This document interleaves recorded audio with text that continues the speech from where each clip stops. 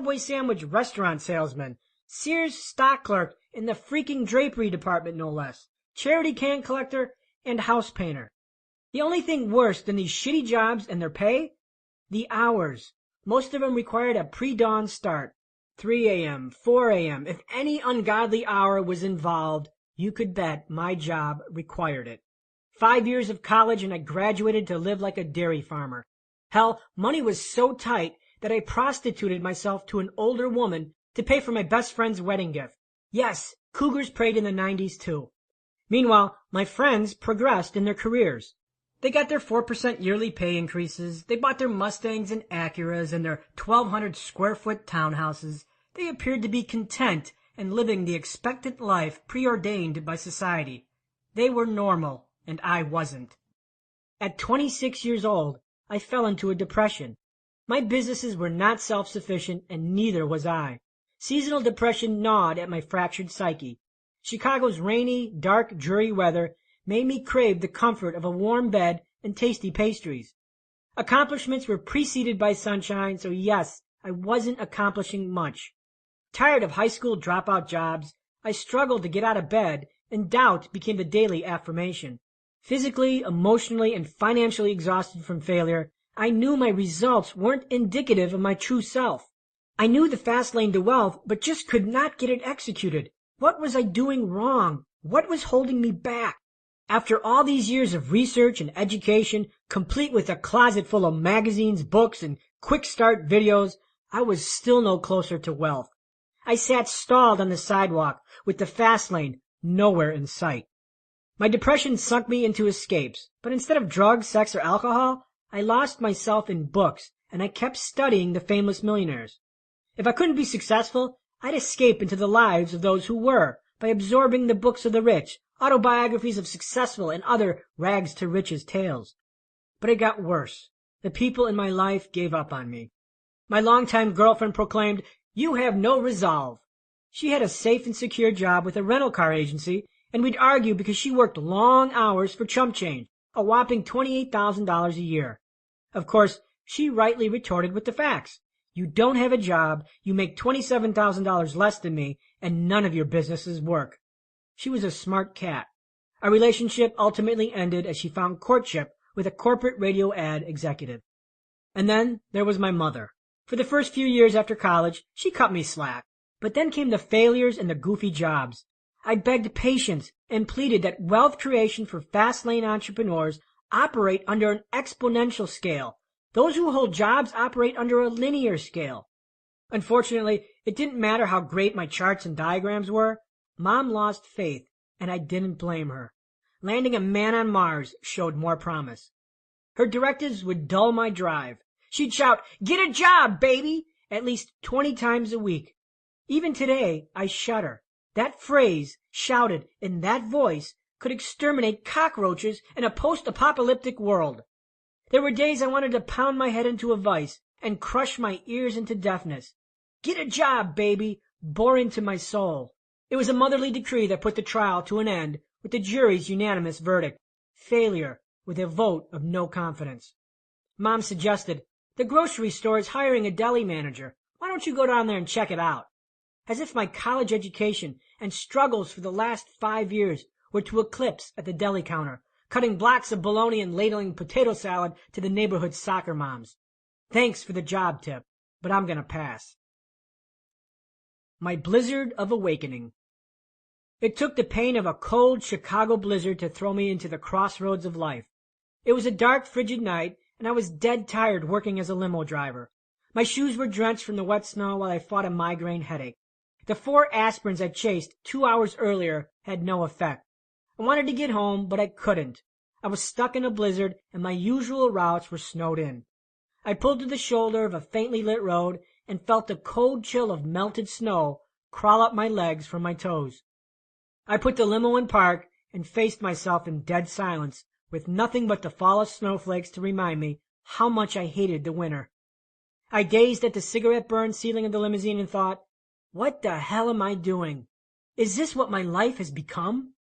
Sitting on an empty road in a blizzard in the dark of the night, out in the middle of nowhere, I had it. Sometimes clarity washes over you like a peaceful breeze, and other times it hits you over the head like a falling Steinway piano. For me, it was the latter. A sharp declaration overpowered my brain. You cannot live another day like this. If I was going to survive, I needed to change. The harsh winter shot me into swift action. I decided to change. I decided to take control over something I thought was uncontrollable, my environment. I decided to relocate. To where? I didn't know, and at that moment, I didn't care. In an instant, I felt powerful. The velocity of that choice infused my miserable existence with a hope and a small drip of happiness. My failures evaporated, and I felt reborn. Suddenly, a dead-end road converged with a dream. It just wasn't about the decision to move. It was about taking control and knowing that I had a choice. With this new power, I considered options that never dawned on me. I asked a simple question. If I could live anywhere in the country without restraint, where would I live? I thought about the things important to me, and I circled 5 cities on a map. The next month I moved, or I should say, escaped. The merge from slow lane to fast lane. I arrived in Phoenix with $900, no job, no friends, and no family. Just 330 days of sun and a burning desire to hit the fast lane. My possessions included an old mattress, a 10-year-old rusty Buick Skylark with no third gear, a few side businesses that made little cash, and several hundred books. Ground zero for my new life was a small studio apartment in central Phoenix that rented for $475 a month. I transformed my studio apartment into an office. No bedroom set, no furniture, just a mattress that invaded the kitchen. I slept with Pop-Tart crumbs, a side effect of laying a mattress next to the kitchen counter. I lived poor and without security, but I felt rich. I was in control of my life. One of the many businesses I created was a website. While driving that limo in Chicago, sometimes I'd sit idle for hours and had plenty of downtime to read books. I didn't waste that time. While I waited for clients at the airport or while they got obliterated at the local watering hole, I sat in the limo and read. And I read. And I studied everything from finance to internet programming to more autobiographies of the rich. That limo job did something special. It put me at the forefront of an unsolved need that needed a solution. One of my limo clients asked if I knew of any good limo companies in New York. I dropped the passenger off at the airport, but he left me with a seed of invention. If I lived in Chicago and I needed a limo in New York, where would I go to find it? I didn't have a New York Yellow Pages handy, and surely no one outside of New York did either. Faced with this question, I concluded that other travelers would have the same challenge. So I built a website that would naturally solve this problem. Now, the internet has no geographical limits, so this venture traveled to Phoenix with me well. But like my prior businesses, it didn't make a lot of money. However, now it was different. I was naked in a strange town with no money, no job, and no safety net. I had to focus. I aggressively marketed my website. I sent out emails, cold called, mailed letters. I learned search engine optimization, or SEO. Because I couldn't afford books, I visited the Phoenix Library daily and studied internet programming languages. I improved my website and learned about graphics and copywriting. Anything that could help me, I consumed. And then one day I had a breakthrough. I received a call from a company in Kansas that raved about my website service, and they wanted me to design their website. While my focus wasn't web design, I obliged for a price of $400. They thought the price was a steal, and within 24 hours, I had built the company its website. I was ecstatic. In 24 hours, I had most of the rent payment. Then coincidentally, not 24 hours later, I received another call from a company in New York asking for the same thing, a new website. I designed it for $600, and it took me just 2 days to complete. I had another rent payment. Now, I know this isn't a lot of money, but from poverty to $1,000 in 3 days felt like winning the $90 million Powerball. My first few months in Phoenix, I gained traction and survived on my own for the very first time in my life. No flower boy, no bus boy, no pizza delivery, no sponging off mom. I was purely self-employed. It was a momentous acceleration, a wind at my back that foreshadowed a directional change into a new universe of wealth generation. But something still wasn't right. Something was missing, and I knew it. Most of my income was attached to my website designs and not my website advertising business. My income was tied to my time, the construction of websites. More website jobs meant more time spent, and if I didn't work, my income would stop. In other words, my time was being sold off for money. A new wealth equation yields wealth acceleration. In the winter, a friend visited from Chicago. I showed him my web directory, and he was amazed at all the traffic my service received. I'd get limo price inquiries from around the world, every minute of the day. How much for a limo from Chicago to Park Ridge? How much from JFK to Manhattan? We'd scan my email inbox, and it would have 450 emails. 10 minutes would pass. I'd click refresh, and there would be another 30 emails. Emails were pouring in, several per minute. He suggested, "Dude, turn those emails somehow into money." He was right, but how? And how could it solve a legitimate need? He left me with this challenge, and I was intent to solve it. Days later, I created a risky, unproven solution, and I gave it a shot. What did I do?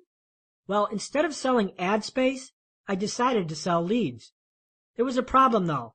This revenue model was new and groundbreaking. Additionally, I had to convince my customers that this method of business was beneficial to them, and I had no data to predict whether it could succeed. Remember, this was in the late 90s when lead generation in the web space was unfounded, at least until I went out and did it. Nonetheless, I took the risk and I implemented it. In the short term, I expected the change would kill my income, and it did. I predicted its success would take months, if it worked at all. My first month, the new system generated $473. Yikes. I built more websites to fill my income gap. The second month's revenues were $694. Third month, $970. Then $1,800. Then $2,300. Then $3,700. And it continued and continued. Basically, it worked. My revenue, my income, and my assets grew exponentially, but not without issue. As traffic grew, so did the complaints, the feedback, and the challenges. Improvements came directly from customer suggestions. Within days, sometimes hours, I'd implement customer ideas. I was known to answer my clients' emails within minutes, if not an hour. I learned to be receptive to the customer, and business exploded. The workdays became long and challenging. 40 hours was a vacation. Typical work weeks were 60 hours long. Days and weekends blurred together. While my new friends were out drinking and partying, I was hunkered down in my tiny apartment regurgitating code. I didn't know if it was Thursday or Saturday, and it didn't matter. The glory of the hard work was this. It didn't feel like work. In fact, I enjoyed it. I didn't have a job. I had a passion to make a difference. Thousands of people benefited from something I created, which addicted me to the process. In other words, I made a difference. I started to compile testimonials from clients. Because of you, my website grew tenfold. Your website led me to my biggest corporate client. Your company has been instrumental in growing my business. This feedback was wealth currency. I wasn't awash in riches quite yet, but I felt rich, and I was happy. My faked shortcut to wealth. In 2000, my telephone rang with a different type of inquiry. Technology startups called. They wanted to know if I would sell my business. In that year, the dot-com frenzy was in full force. Not a day went by without a tall tale about some dot-com millionaire who struck it rich by selling a tech company. Remember the fameless millionaires? This subset of the rich was growing at a staggering rate, and the wave was swelling my way. So, did I want to sell my company? Hell yes. I had 3 offers to sell. Offer 1, $250,000. Offer 2, $550,000. Offer 3, $1.2 million. I accepted offer 3 and became a millionaire. Instantly. Well, almost. It didn't last. At the time, I thought $1.2 million was a lot of money. It wasn't. Taxes. Worthless stock options. I made mistakes and I invested poorly. I bought a Corvette, hoping it would make me look rich. I thought I was rich, but I really wasn't. By the time it was over, I had less than $300,000 left. And then the tech bubble arrived with unforgiving consequences, at least for the buyers of my company. Against my recommendations, they made poor decisions. Decisions that were good for short-term revenue, but horrific for long-term growth. They flushed money down the toilet as if it were an endless supply. Do we really need custom-branded water bottles and logo t-shirts? Are these revenue-generating actions? Decisions were made slowly and by committee. Customers were ignored. Incredibly, most of the company's executive management had Ivy League MBAs, proof that business logic doesn't come with expensive initials after your name. Despite having $12 million in venture capital to buoy the storm, my website started to slowly die. A few months later, near the cliff of bankruptcy, it was voted that my website would be dissolved, even though it was still profitable. Tech buyers dried up and stocks were in the tank. Everybody was on life support, including them. Unwilling to watch my creation fade into oblivion, I offered to repurchase my website back at a fire sale price, a mere $250,000, financed by its own profit. The offer was accepted, and I regained control of the same company I just sold a year earlier. Essentially, I'd operate the business, take the profit, and pay down the carryback loan. What was left over I reinvested into the business. With my company back in my control, a new motivation surfaced, not only to survive the dot-com crash, but to thrive. The birth of the money tree. The next year and a half, I was revitalized to take my service to the next level. In hindsight, I wanted to prove to myself that I wasn't just some lucky chap who got caught up in the dot-com boom. I continued to improve my website. I integrated new technologies and continued to listen to customers. My new passion was automation and process. As I streamlined my processes and systems, a slow and steady transformation took place. I worked less and less. Suddenly, I worked an hour a day instead of 10, and yet the money rolled in. I'd go to Vegas on a gambling spree. The money rolled in. I'd be sick for 4 days. The money rolled in. I'd day trade for a month. The money rolled in. I'd take a month off. The money rolled in. This is when I realized what I achieved. This was the fast lane. I built myself a real, living, fruit-bearing money tree. It was a flourishing money tree that made money 24 hours a day, 7 days a week, and it didn't require my life for the trade. It required a few hours a month of water and sunshine, which I happily provided. Outside of routine attention, this money tree grew, produced fruit, and gave me the freedom to do whatever I wanted. For the next few years, I lived a life of laziness and gluttony. Sure, I worked a few hours a month, but mostly I worked out, I traveled, I played video games, I bought and raced a few fast cars, entertained myself with dating websites, went gambling several times a year. I was free because I had a money tree that surrogated for my time and yielded a bountiful monthly harvest. Since reclaiming my business, it has grown meteorically. Some months I'd profit more than $200,000. Yes, profit. A bad month was $100,000. I earned in 2 weeks what most people earn in an entire year. Wealth poured in, and I was flying low on the radar. No fame. So let me ask you this. If you earned $200,000 every month, how would your life change? What would you drive? Where would you live? What vacations would you take? What schools would your kids attend? Would debt be a noose around your neck? How fast would you become a millionaire? 4 months or 40 years? And would grabbing a $6 coffee at Starbucks be an issue? You see, when you generate this kind of income, millionaire status happens quickly. I was a multimillionaire by age 33. If I hadn't sold my business initially, I probably would have gotten there a little bit faster. But when you're eating cardboard noodles and someone comes around and passes $1.2 million in your face, not many would say, I'll pass. I purchased my first Lamborghini and completed the dream prophecy birthed in my teens. Today, that same question I asked so many years ago is now hurled my way almost weekly. And now I have an answer that I can give, and an answer I would have dreamed of hearing. In 2007, I decided to sell my company again. It was time to retire and think about my wildest dreams, things like this book and screenwriting. However, this time I entertained a variety of offers, ranging from $3.3 million to $7.9 million.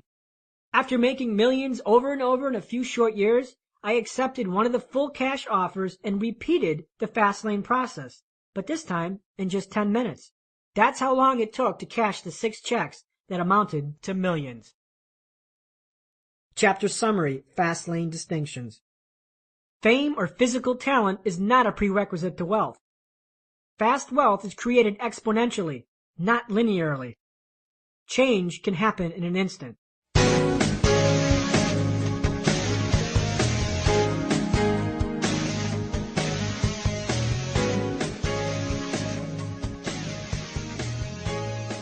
Part 2. Wealth is not a road, but a road trip. Chapter 3, The Road Trip to Wealth. The journey of 1,000 miles must begin with a single step. Lao Tzu. Wealth is a road trip. While in college, my friends and I embarked on a spring break road trip from Chicago to South Florida. Naturally, as young men, we were gushing with anticipation and enamored with the destination, a sunny, crowded Florida beach of scantily clad, well-tanned, boozed-up college co-eds. Unfortunately, preoccupied with the destination, we failed to address the journey and the vehicle that we relied upon to get us there. 8 hours into the trip, our old Dodge Duster started billowing smoke and clanked to a stop. With a ruptured gasket and no oil, our trip stalled on some country road in the middle of southern Illinois. Cows, manure stink, and cornfields light years away from the sandy beaches of South Florida. Sadly for most, the journey to wealth often ends like my spring break road trip, stalled on the side of the road in the middle of nowhere, left to ask, how the hell did I get here? Like my spring break trip, to know and drive the road to wealth is not enough because the road itself is deficient in delivering wealth. Your pursuit of wealth stalls when the focus is the road and its destination and not the road trip. Sure, the fast lane might open a rapid road to wealth, but a successful road trip will demand your respect for all the trip's vital tools. My spring break stalled because we neglected the road trip and focused on the road. Oil? Road map? Screw it. We'll just hit the road and head south. When you disregard critical road trip components, your engine redlines, oil burns stale, gas is squandered, and decade-long detours are encountered. When your focus is only the road, your journey is likely to stall and dreamy destinations never arrive. Wealth's illusionary road. If wealth has escaped you, it's probably because you're road-focused and not using the entire formula. Sure, you might have bits and pieces, an ingredient captured from a book or two, or another seeded by a get-rich seminar or a hot stock tip from your broke college buddy. Unfortunately, these isolated ingredients can't create wealth and are likened to a car stuck on the road to wealth with an empty gas tank and a dead battery. You can't crack wealth's code with one variable in a multivariable equation. Wealth's road trip is like a recipe. Imagine if I threw you into the kitchen with sugar and flour and ordered you to bake cookies. The feat is impossible because 2 ingredients alone don't make the entire formula. Forget the baking soda and the cookies won't rise. Remove the butter and the cookies taste awful. One forgotten or flawed ingredient and the process fails. Therein lies the fault with most wealth books. They are road-focused. They specialize in the most tantalizing part of the formula, the sugar. They tell you, buy foreclosures to get rich. Buy a franchise and be your own boss. Learn the mystical secret law and think positive. Start a business. Invest in real estate for passive income. Trade your way to riches with currencies. These strategies highlight the various roads to wealth, the real estate road, the trading road, the business road. They address nothing else. The failure is within the else, because the else is the rest of the formula. Millionaires are forged by process, not by events.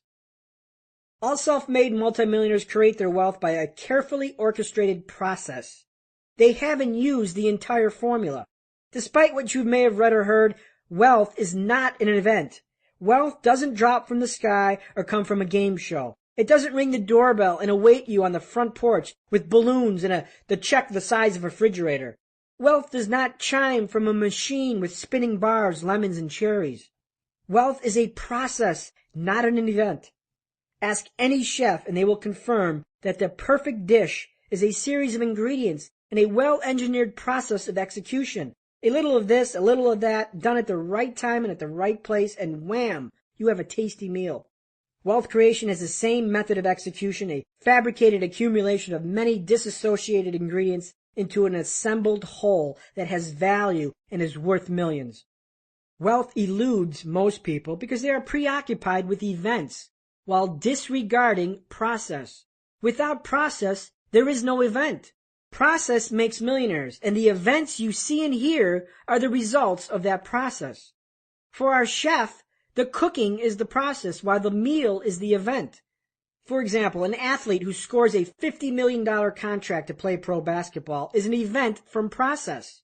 You see and hear about the big contract, the spectacular get-rich event, but you typically ignore the process that preceded the event.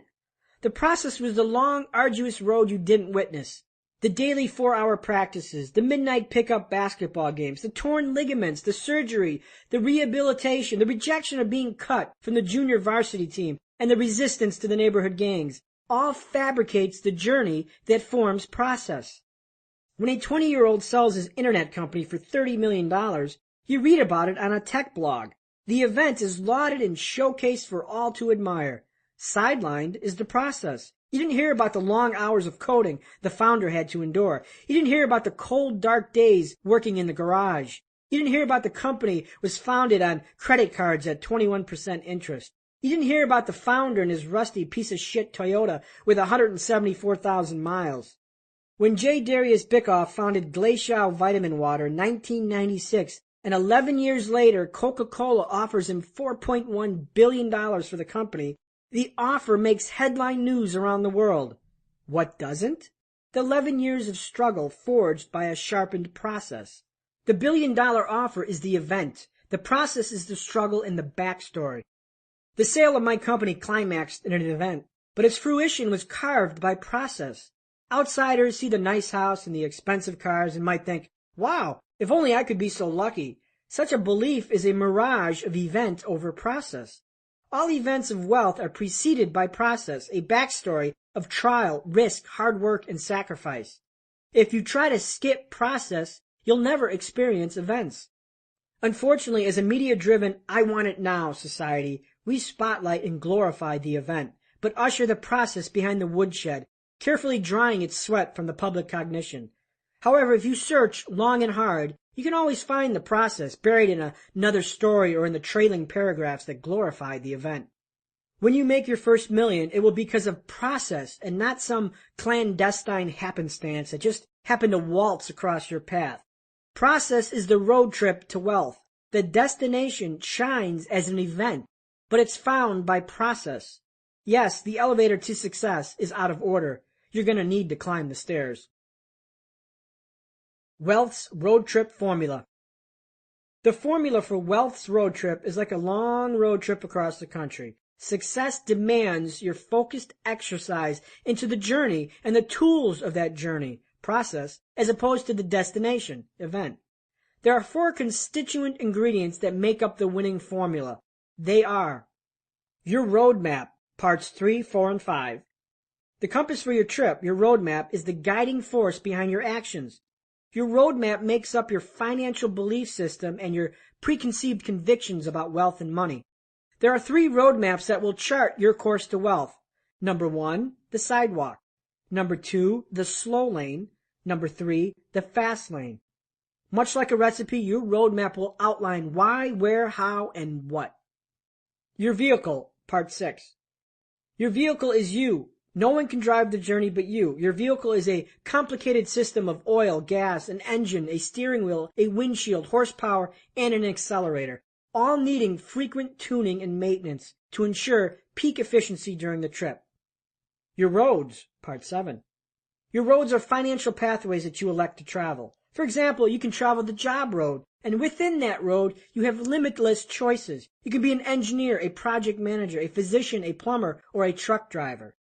Then there are entrepreneurial roads. You can be a real estate investor, a retail store owner, a franchisor, an internet marketer, or an inventor. Just like a road trip across the country, roads are plentiful with millions of permutations. Your speed, part 8. Speed is the execution and your ability to go from idea to implementation. You could sit in a Ferrari on an empty straight road, but if you fail to hit the accelerator, you fail to move. Without speed, your roadmap has no direction. Your vehicle stands idle and your road mutates into a dead end. The road trip is paved with toll roads. Successful fast lane travelers are warriors who live and die on rough roads. Toll roads pave the road to wealth, and the toll can't be paid on easy street. For some of us, this is good news, because the toll weeds out the weak and escorts them to the land of normal. If you resist the toll, wealth will resist you. Unfortunately, some feel that wealth's toll can be paid by entitlements or certain prerequisites such as a functional family or good childhood, hard work versus smart work, educational accomplishments and credentials after your name, a stellar business plan, venture capital, being a certain sex, color, or age, wishing, dreaming, and thinking positively, knowing the right people in the right places, attending the right schools, being passionate or doing what you love. Nothing is further from the truth. The Millionaire Fastlane doesn't care about these things. The Fastlane isn't a straight and smooth tree-lined street with white picket fences and children swinging on tires hanging from oak trees. It's a dark, deserted, unpaved road strewn with potholes that forces change and evolution. If the road trip to wealth were easy, wouldn't everyone be wealthy? Expect a price to be paid. Expect risk and sacrifice. Expect bumps in the road. When you hit your first pothole, and yes, it will happen, know that you are forging the process of your unfolding story. The Fastlane process demands sacrifices that few make to resolve to live like few can. The road trip can't be outsourced to a chauffeur. We live in a society that wants to outsource everything from our household chores to raising our kids. Outsourcing may work for a dirty bathroom, but it doesn't work for wealth. Wealth's road trip has no chauffeur, and the toll can't be outsourced to a virtual assistant in India. Had someone gifted a Lamborghini to me or any dream when I was 16 years old, I can guarantee you I wouldn't be where I am today. When someone grants you your desires without you having to exert any effort, you effectively handicap process. The person I needed to become would have been dwarfed because process would have been outsourced.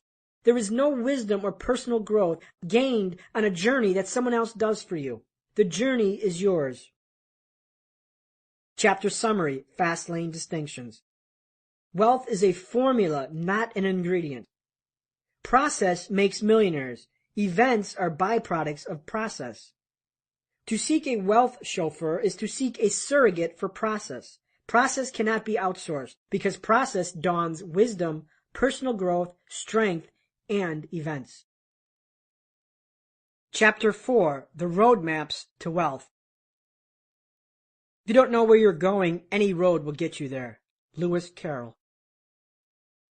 The compass for wealth. If you don't know where you are going, how will you know when you get there? If your destination is undefined, undoubtedly you'll never arrive and likely end in a place you don't want to be. Wealth is found with a roadmap, not a dartboard. Self-made millionaires don't become millionaires by stumbling into money, just as financial failures don't become failures by stumbling into poorness. Both are the direct result of the financial roadmap chosen and the actions and beliefs that evolve from that roadmap. Your financial roadmap is definitive to process. It's the first tool for your road trip to wealth. Your current financial situation is a product of your existing roadmap, whether chosen or not. Your roadmap guides your actions, and the consequences of those actions have created your financial life. How your life unfolds is determined by your choices, and these choices originate from your belief systems, and those belief systems evolve from your predisposed roadmap. If you want to change your life, change your choices. To change your choices, you must change your belief system. Your belief system is defined by your roadmap. How do beliefs affect finances? Beliefs precede choices, which precede action. For example, if you believe rich people got rich investing in mutual funds, your actions will reflect that belief. If some financial guru tells you to cancel your credit cards because all debt is bad, you do it. If an author says $50 invested today will be worth $10 million in 40 years, and you believe it, your actions reflect that belief. Beliefs are powerful mechanisms that drive action, whether true or not. Our parents said Santa Claus was real, and we believed it. We left cookies, we looked out the window for the flying reindeer, and we wondered how he got his big butt down the chimney. We believe what we're taught until we gather evidence to the contrary. Your belief system acts like a roadmap, a compass that, if errant, could lead you to a lifetime of detours. Fictitious beliefs are lying roadmaps. They escort you down dead-end roads, where wealth, next exit, never happens. The 3 financial roadmaps to wealth. Plotting your course to wealth and building your process starts with an examination of your current financial roadmap and the alternatives. There are 3 financial roadmaps: the sidewalk roadmap, the slow lane roadmap, and the fast lane roadmap. Within these 3 roadmaps lies a psychology, a belief system that dictates actions relative to each roadmap. More importantly, each roadmap operates within a universe governed by a mathematical wealth equation.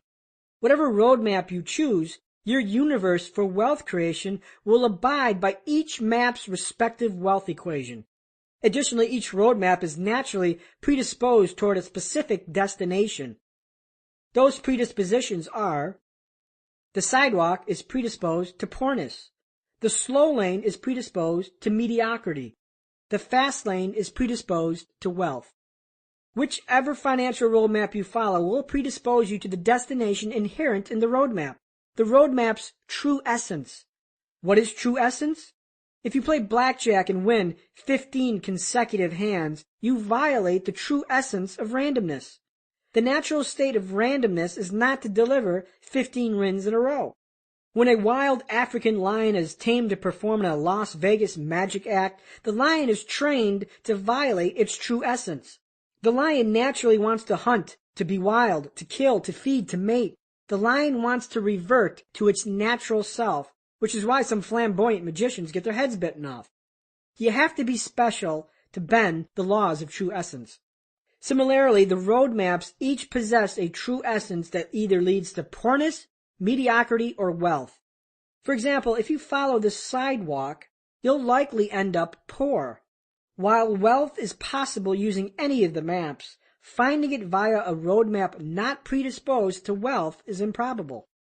Each roadmap contains key mindsets that act as signposts or mileposts that provide direction and give actions just like a roadmap. These mileposts are: debt perception. Does debt control you, or do you control your debt?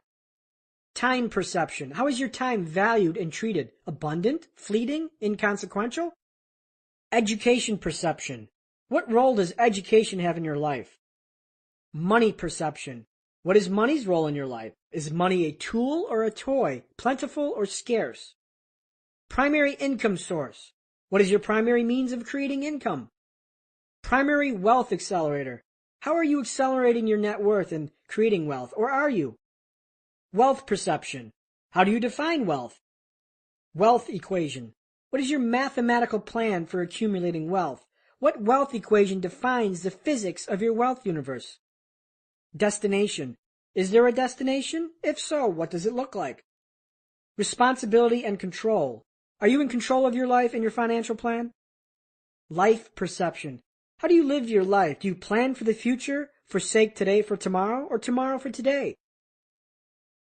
The roadmaps operate within distinct universes. Each roadmap operates under a specific set of mathematical formulas, the wealth equation, that determines the speed at which you can create wealth. Like Einstein's E equals mc squared, these formulas govern your wealth universe much like physics govern our universe. And because physics are bound by mathematical absolutes, so are your equations and probabilities to wealth. The velocity of wealth acceleration evolves from your chosen roadmap's universe, and it's within these universes that your financial plan accelerates or stalls. Think of it as a railroad track, with each track having its own set of speeds, rules, and laws. You can hop aboard a track that allows a speed of 20 miles an hour or speeds of 200 miles an hour. If you're unhappy in your financial situation, you can change your universe immediately by switching roadmaps. However, first you have to understand the roadmaps to swap them. Let's dissect the 3 roadmaps in the next 3 parts of the Millionaire Fastlane: the sidewalk, the slow lane, and the fast lane. Chapter summary: Fastlane distinctions. To force change, change must come from your beliefs, and your roadmap outlines those beliefs. Each roadmap is governed by a wealth equation and predisposed to a financial destination: the sidewalk to poorness, the slow lane to mediocrity, and the fast lane to wealth.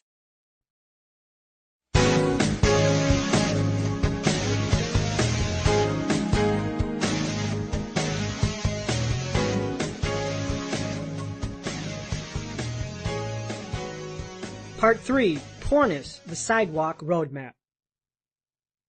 Chapter 5, The Road Most Traveled, the Sidewalk. When you're the first person whose beliefs are different from what everyone else believes, you're basically saying, I'm right and everyone else is wrong. That's a very unpleasant position to be in.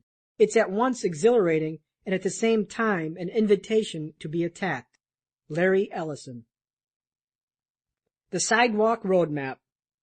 Most people are lifelong sidewalkers, followers of the Sidewalk Roadmap.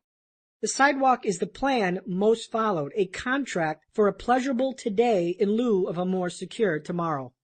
A sidewalker exists in a state of one something from broke, one album failure from broke, one business deal from broke, one gig from broke, one layoff from broke.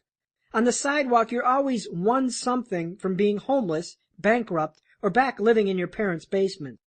Yes, some sidewalkers actually earn large incomes, but none of them ever obtains true wealth. Don't let the contradiction fool you. The sidewalk doesn't have an exit ramp to wealth, only a dead-end sign signaling impending doom. The sidewalker's road trip is a financial treadmill with the destination that typically ceases at bankruptcy or a crisis of reckoning. What is a sidewalker? A sidewalker's financial destination doesn't exist. The plan is to have no plan. Surplus money is immediately spent on the next great gadget, the next trip, the next newer car, the next fashionable styles, or the next hot fad. Sidewalkers are carelessly trapped in a lifestyle servitude fed by an urgent, insatiable need for pleasure, image, and instant gratification. This perpetuates a cascading cycle that spins faster every month, increasing the velocity of the burden, forever enslaving the sidewalker to their job or their business. The sidewalk is the road most traveled because it's the path of least resistance.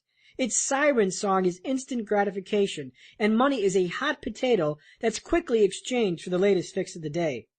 Want to witness how sidewalkers live and think? Watch the television show Judge Judy for a few hours.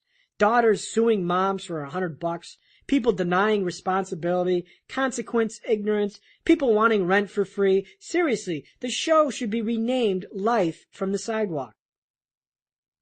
The mind posts of a sidewalker. The sidewalker's roadmap contains behavioral characteristics that drive the sidewalker's actions. These mindsets are signposts or mind posts that guide the sidewalker through life. Debt perception. Credit allows me to buy things now. Credit cards, consolidation loans, car payments, these supplement my income and help me enjoy life today. If I want it now, I'm going to get it now. Time perception. Time is abundant and I spend like there's no tomorrow. Heck, I could be dead in 2 weeks and you can't take it with you. Education perception. I finished school when I graduated. Hooray! Money perception. If you got it, flaunt it. Why save for a rainy day? I spend every dime I earn and most of my bills are paid on time. Isn't that being fiscally responsible? Primary income source. Whatever gig pays the most is what I will do. I chase the money, baby. It's all about the Benjamins. Primary wealth accelerator. Net worth? I hit the casino, I buy lottery tickets, and I have an active lawsuit against an insurance company. Doesn't that count? Wealth perception. He who dies with the most toys wins. Wealth equation. My formula for wealth is wealth equals income plus debt. Destination. What destination? I live for today and I can't be bothered about tomorrow. Responsibility and control. Everything bad happens to me. The man is keeping me down. I am a victim. It's someone else's fault. Life perception. Live today, to hell with tomorrow. Life is too short to plan out any further than 30 days. You can't take it with you. You're only young once. Besides, I'll hit it big someday. The disturbing sidewalking facts. While these hypothetical mind posts and their commentary might sound ridiculous, they aren't. Just look at the data. Read the reports. According to the U.S. Census Bureau study conducted in 2000, before the technology implosion of 2001 and the financial crisis in 2008, here are the disturbing facts. A person under the age of 55 is 57% likely to have zero net worth or negative net worth. An estimated 62% of all households in the U.S. have less than $100,000 in net worth. 89% of all under 35 households have a net worth less than $100,000. A person in the 35 to 44 age range has a median net worth of $13,000, excluding home equity. A person in the age range 45 to 54 has a median net worth of $23,000, excluding home equity. In a 2007 Census Bureau survey, 61% of all people who earned income earned less than $35,000 a year. This data unmasks the ugliness behind the Botox injections in the luxury German sedans. Sidewalkers are the majority. An estimated 60% of adults live their lives on the sidewalk. Yes, the world is full of financial illusionists. Once the recent financial crises are factored in, the latest figures will devolve into chilling depths. I estimate 85% of American families will have zero or negative net worth. But you can bet they have 650 cable channels streaming into their 5 flat-screen HD TVs. If you're older than 35 and you have less than $13,000 in net worth, let me be blunt. What you're doing isn't working. You need a new roadmap. The standard sidewalker, income poor. Income-poor sidewalkers are the mainstream populace and reflect the lower to middle class. These sidewalkers work for modest salaries and possess all the toys to show for it, but have little savings and no retirement plan. Their future is mortgaged to the hilt in favor of a lifestyle with purchase affordability of any extravagance determined by the monthly payment. Every dime is spoken for, car payments, clothes, or is sent to stave off the credit reaper. If you live this way, you're driving at the financial red line on a narrow road bordering a cliff. There is little hope for sidewalkers because their roadmap is corrupted by gratification, selfishness, and irresponsibility. This problematic disposition repels wealth and thrusts codependency on overburdened hosts, taxpayers, employers, friends, parents, and loved ones. Income-poor sidewalkers rationalize. Life is short. Get out of my way or get run over. Sidewalking symptoms. Are you on it? You haven't learned much since graduating from high school or college. I'm done with school. Hooray! You change jobs frequently. Come on, MJ. I left because this other job pays more. You think people with money have it because they had rich parents, luck, or easier life circumstances than you. I've had it hard. If my parents would have paid for college, I could have had a good job. I had a rough childhood. Those people with money have no idea. You are easily impressed and seek to impress. I love designer purses, German cars, Italian clothes, and purebred dogs. I work hard for my money, and I deserve it. You have poor credit. I pay my obligations most of the time. It's just that I can't always pay on time because of situations outside of my control. Besides, the banks and utility companies are big, rich companies. They're the enemy. You put faith into politicians and government to change the system, instead of focusing on how to change yourself. A bigger government is the solution. More regulation, more programs, and more services. The government should serve the people. Rich people should pay more in taxes for their good fortune. They can afford it, and I can't. You view pawn shops, payday loan stores, and credit cards as a means of supplemental income. Groceries can't wait until the next paycheck. My family has to eat. Besides, there's a sale on crab legs for only $18 a pound. You have filed for bankruptcy at least once. It wasn't my fault. I overextended myself, and I didn't expect to lose my job. I didn't expect a recession. I don't feel bad about bankruptcy because it wipes my slate clean, and I can start over fresh. Hey, I'm already pre-approved for another credit card. You live paycheck to paycheck. Wait, doesn't everyone? You don't alert a business when they give you incorrect change in your favor. Are you crazy? If a business makes a money mistake, I'm keeping it. It's not my fault their employees screwed up. You have a negative net worth and little, if no, savings. What's the point? You only make 1% on a savings account anyways. And look at all those people who invested in the stock market. Suckers! At least if I spend every dime, I can't lose it. You have no car insurance, no health insurance, and you have unprotected sex with uncommitted partners. What can I say? I'm a risk taker. I know that insurance and birth control are important. It's just not a priority. You regularly gamble at the casino or buy lottery tickets. You gotta play to win, right? I mean, forget the odds. This time it's different. I just feel it. You immerse yourself in alternate realities, including websites, celebrity gossip blogs, television, sports, video games, and soap operas.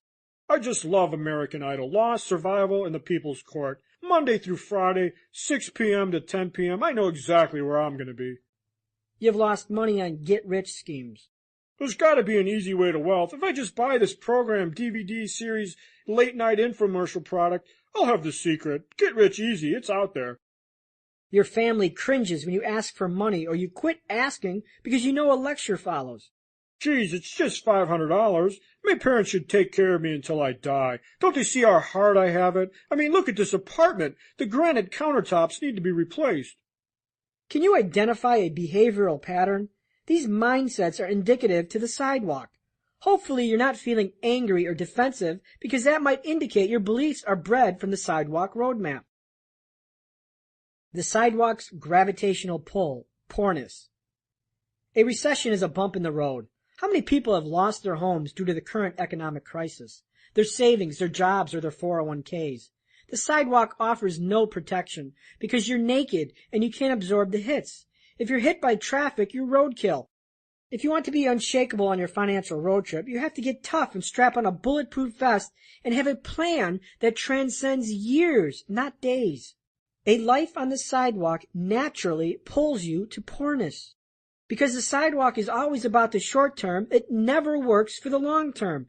Your future becomes a mortgage for a pleasant present.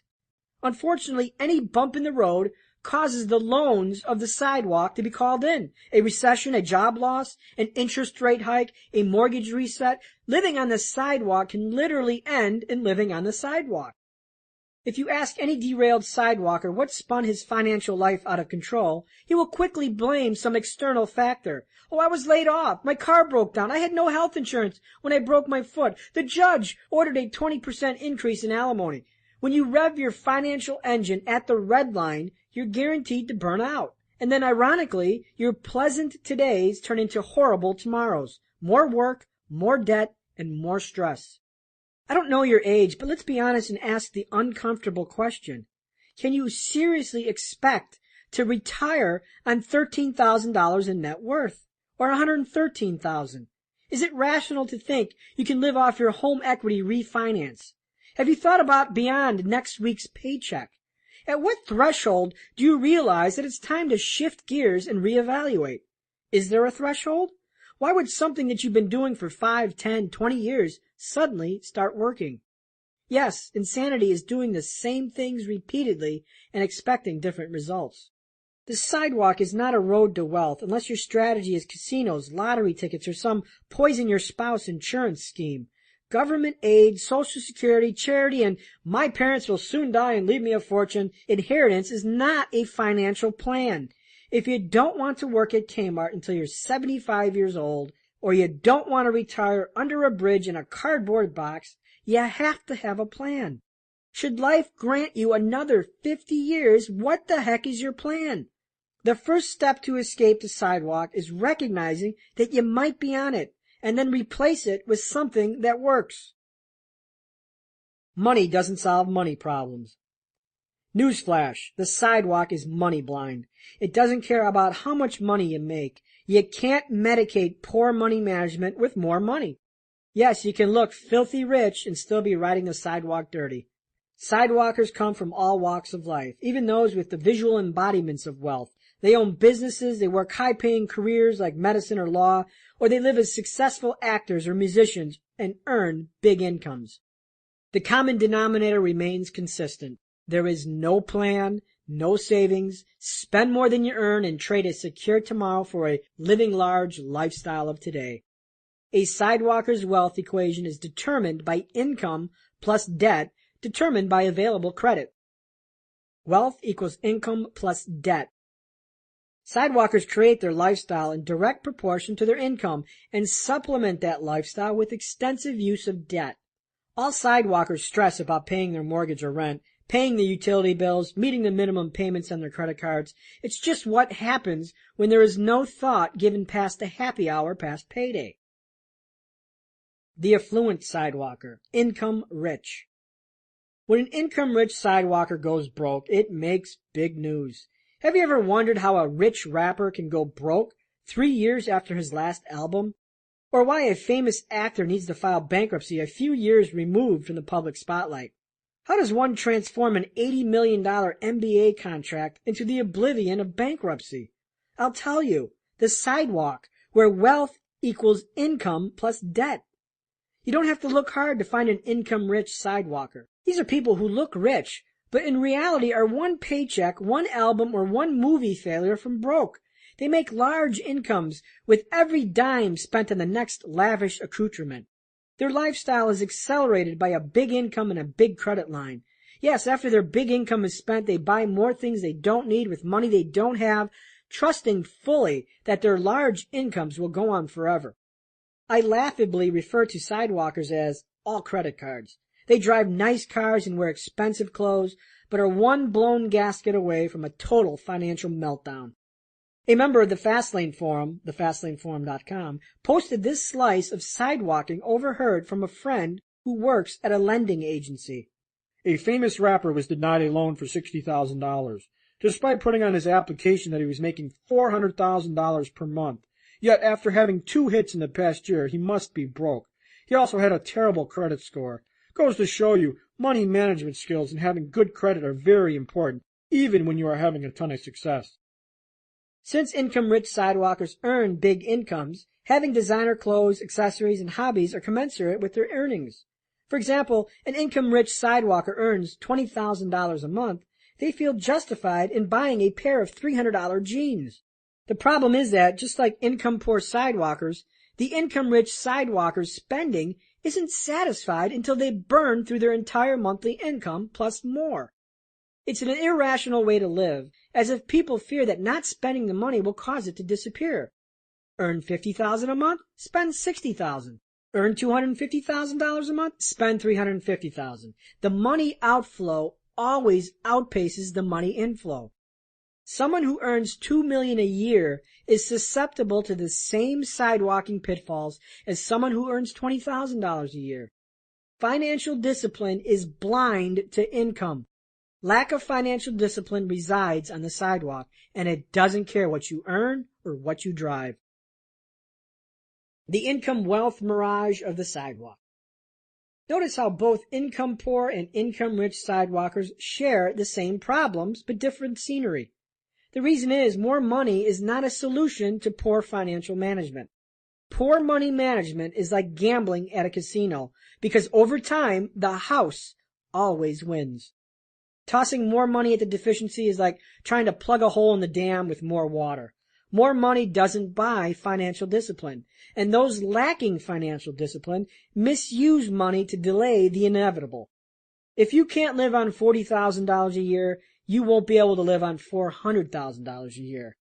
While you might fret about your $900 mortgage payment, the income-rich sidewalker frets about his $9,000 mortgage payment. The fretting is alike, the problems are the same, only the amounts differ. Only a mindset change regarding money is a solution to money problems. To change your mindset, you must change your roadmap. Get off the sidewalk and stop equating wealth to income and debt. Chapter summary, Fastlane distinctions. A first-class ticket to the sidewalk is to have no financial plan. The sidewalk's natural gravitational pull is poorness, both in time and money. You cannot solve poor financial management with more money. You can be income rich and still ride the sidewalk dirty. If wealth is defined by income and debt, wealth is an illusion because it is more vulnerable to potholes, detours, and bumps in the road. When the income disappears, so does the illusion of wealth. Poor financial management is like gambling. The house eventually wins. Chapter 6. Has your wealth been toxified? Wealth is the ability to fully experience life. Henry David Thoreau. Society's toxification of wealth. The lure of the sidewalk evolves from society's poisonous and toxic corruption of wealth. Society has resolutely declared wealth's definition for you. Wealth is a chauffeur-driven Rolls-Royce, chartered jets, exotic trips to the South Pacific, a mansion on the Bay, and a penthouse in Las Vegas. Society says wealth is 6-carat diamond earrings, Aston Martins, and watches that cost more than most people's homes. Society says wealth is an indecent proposal to buy a romp in the sack with Demi Moore for $1 million based on the argument that the night will come and go, but the money will last a lifetime. So how am I doing? Sound like wealth? Ask 10 people, what is wealth? And you'll hear 10 different answers. Your wealth might be symbolized by a Lamborghini like it was for me, or it might be a farm on 70 acres in Montana and a stable full of racehorses. If you think like most, wealth is instinctually defined by lavish luxury lifestyles. Society has us conditioned to believe that wealth is an absolute construct perfected by material possessions. In fact, I've had to tailor the hook of this book to society's definition of wealth over the real definition. Why the misdirection? Well, like Pavlov's dogs, you've been trained to respond to it. You see, society has done a fabulous job of defining wealth for you, and unfortunately, they again have misled you. But don't worry, if you want luxury, the Fastlane can deliver. The Wealth Trinity. What is wealth? Wealth isn't as ambiguous as it may seem. The happiest moments in my life were when I felt true wealth. And guess what? It wasn't the day I bought my first Lamborghini. It wasn't the day I moved into a big house on the mountain or sold my company for millions. Wealth is not authored by material possessions, money, or stuff, but what I call the 3 fundamental F's: family, relationships, fitness, health, and freedom, choice. Within this wealth trinity is where you will find true wealth, and yes, happiness. Wealth is strong, spirited familial relationships with people. Not just your family, but with people, your community, your God, and your friends. At the end of the iconic movie, It's a Wonderful Life, we're given the final lesson. Remember, no man is a failure who has friends. This reflects on the importance of having your life shared with friends, family, and loved ones. Wealth is making a difference. Wealth is community and impacting the lives of others. Wealth cannot be experienced alone in a vacuum. Believe me, the richest moments of my life occurred when I was surrounded by a family of friends and loved ones. Second, wealth is fitness, health, vibrancy, passion, and boundless energy. If you don't have health, you lack wealth. Ask any terminally ill person what they value. Ask any cancer survivor how they suddenly feel reborn, and happiness is displaced from stuff to people and experiences. There is no price on health and vibrancy. And finally, wealth is freedom and choice. Freedom to live how you want to live, what, when, and where. Freedom from bosses, alarm clocks, and the pressures of money. Freedom to passionately pursue dreams. Freedom to raise your children as you see fit. And the freedom from the drudgery of doing things you hate. Freedom is the liberty to live your life as you please. Wealth can't be bought for 60 easy payments. I vividly remember the day. After I sold my company in 2000, my attorney handed me my first installment payment, a check for $250,000. Yippee! $250,000! I'm rich! I made it! I mistakenly gleamed. And now it was time to announce it to the world. I immediately envisioned fast cars, designer clothes, speedboats, and an entourage of bikini-clad women. I thought I was wealthy, and I was going to flaunt it. Unfortunately, that fantasy was miles from reality. Yet, I tried. I bought a candy apple red Corvette convertible. Sports car? Check.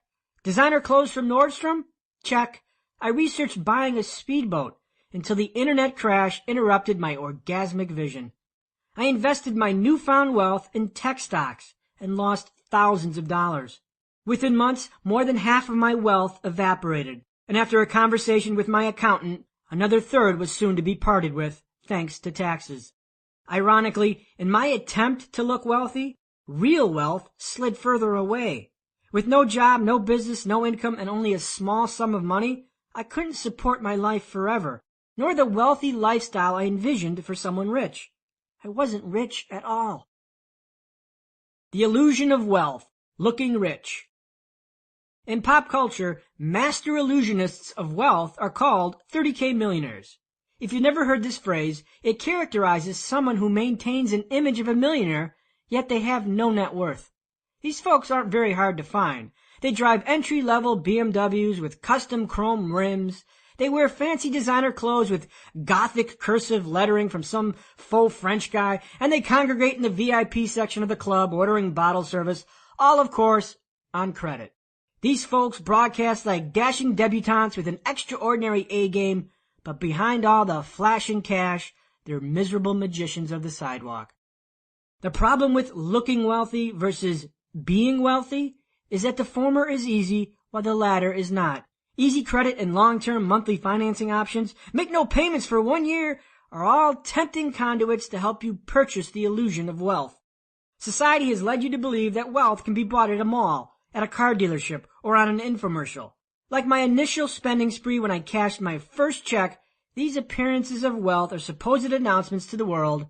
I'm rich. But are you? When you finance an $80,000 Mercedes-Benz over 6 years because that's all you could afford, that isn't wealth, but impersonation of wealth. You're fooling yourself, and it's a fast lane detour. But don't jump the bandwagon just yet. This isn't a sermon about how you can't spend money on pricey German sedans. Not at all. Wealth isn't embodied in a car, but in the freedom to know that you can buy it. Freedom to walk into the dealership, know your price, pay cash, and drive away. For a gift, I bought my brother a brand new Lexus. It was the easiest transaction I ever did. I researched the car and determined the price I wanted to pay. I walked into the dealership with a cashier's check, and I told the salesman, I have a cashier's check for $44,000, and I want to buy that car. I need a simple yes or no. 20 minutes later, I owned a Lexus. This is wealth, not an impersonation of wealth. When I drive to the gym, I pass a dilapidated apartment complex near the expressway. In the parking lot, I always see the same car parked, a shiny black Cadillac Escalade with 22-inch chrome rims. Do you see the stupidity? You live in a crappy apartment, but you drive a $60,000 car with $10,000 rims. Do I see monitors in those headrests and hear a 24-speaker stereo? Geez, 90 grand of image and $2 of common sense. Wouldn't it be smarter if you focused on owning a nice house in a nice neighborhood instead of leasing the tightest car in the Marbella Gardens apartment complex? Priorities. Some want to look rich, while others want to be rich. Faux wealth destroys real wealth. Faux wealth is the illusion of wealth without having it. It believes society's definition of wealth. It's not realizing that the pursuit of faux wealth does something terribly destructive. It destroys real wealth. And as the chasm between real wealth and faux wealth expands, expectations are violated and misery creeps in. Like a Chinese finger cuff, the more you try to look rich, the tighter the grip of poorness becomes. Wealth cannot be purchased at a Mercedes dealership, but the destruction of your freedom can. Lost in wealth's translation is freedom. People flaunt the icons of wealth, but do not have freedom. And when you don't have freedom, it assiduously gnaws at the other true wealth elements, health and relationships. Take this example. Henry Sucarano buys his dream house in the Baltimore suburbs for $1.8 million. As a pharmaceutical representative for one of the leading drug makers, Henry's career is on the fast track. His big home has everything he wants, including a pool, horse stables, and an impressive 5-car garage. The purchase gives Henry a feeling of, I've made it, for about 8 weeks. Corporate politics and job cuts invade Henry's career, forcing him to work longer hours. He assumes other territories once covered by recently laid-off workers. Henry commutes 2 hours daily and is mandated to cover the entire eastern seaboard. He's either on the road, in a plane, or sleeping. The long hours have disturbing clarity. Henry rarely lives at his dream house, and when he does, he spends it sleeping or recharging from the hustle of the work week.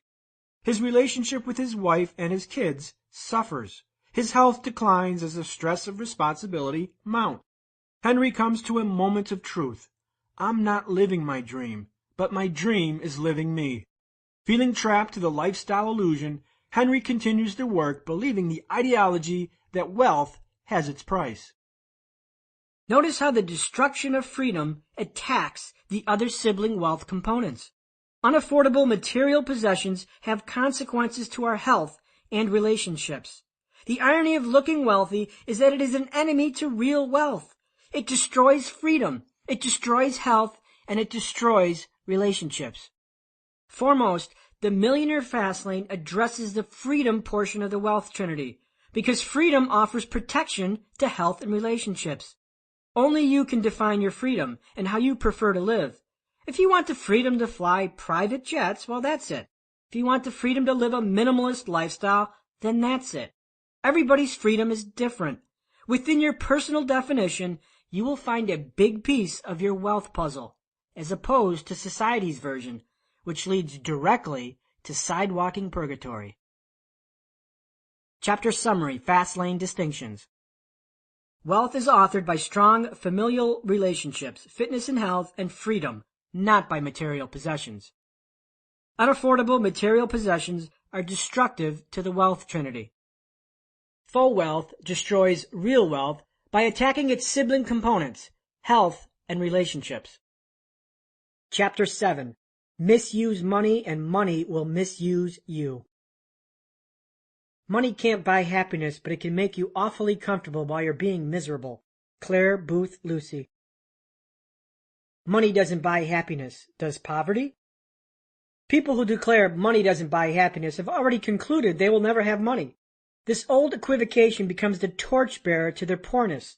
And since money doesn't buy happiness, why save it? And then logic begs, if money doesn't buy happiness, does poverty? Does the guy who owns a Ferrari automatically have a small penis, while the guy behind the wheel of the Honda must be well hung? Go to Google and search the phrase, money doesn't buy happiness. Page after page concludes that money has no bearing on happiness. Should you be shocked that a Connecticut businessman earning a six-figure salary might be unhappier than a cattle herder in Kenya? Absolutely not. The fact is these analyses fall short because they don't isolate the real thief of happiness, servitude, the antithesis of freedom.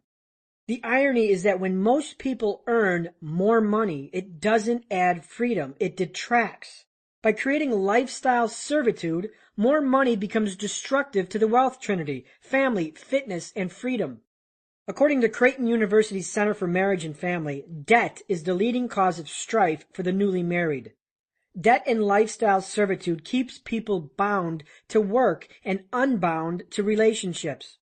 A 2003 World Value Survey found that the happiest people in the world have a tight sense of community and strong family bonds.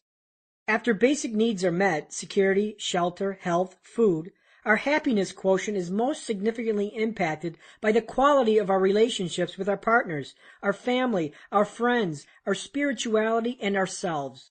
If we are too busy chasing the next greatest gadget to strike down the competitive opulence of the Joneses, we finance our misery. The World Value Survey concluded that consumerism is the leading obstacle to happiness. The fact is there are many millionaires and well-paid career folks who are absolutely miserable, and it has nothing to do with money. It has to do with their freedom. Money owns them instead of them owning their money. The well-salaried workaholic who is never home to strengthen the relationship with his wife and kids is likely to be less happier than the poor farmer in Thailand who spends half his day tending to his fields and the other half with his family.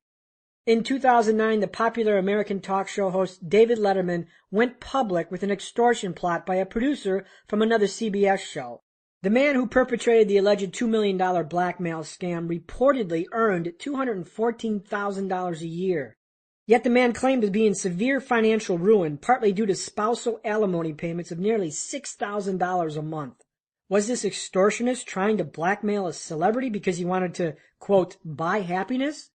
What was his real motive? I contend that he was trying to buy freedom because his debts kept him contained in servitude.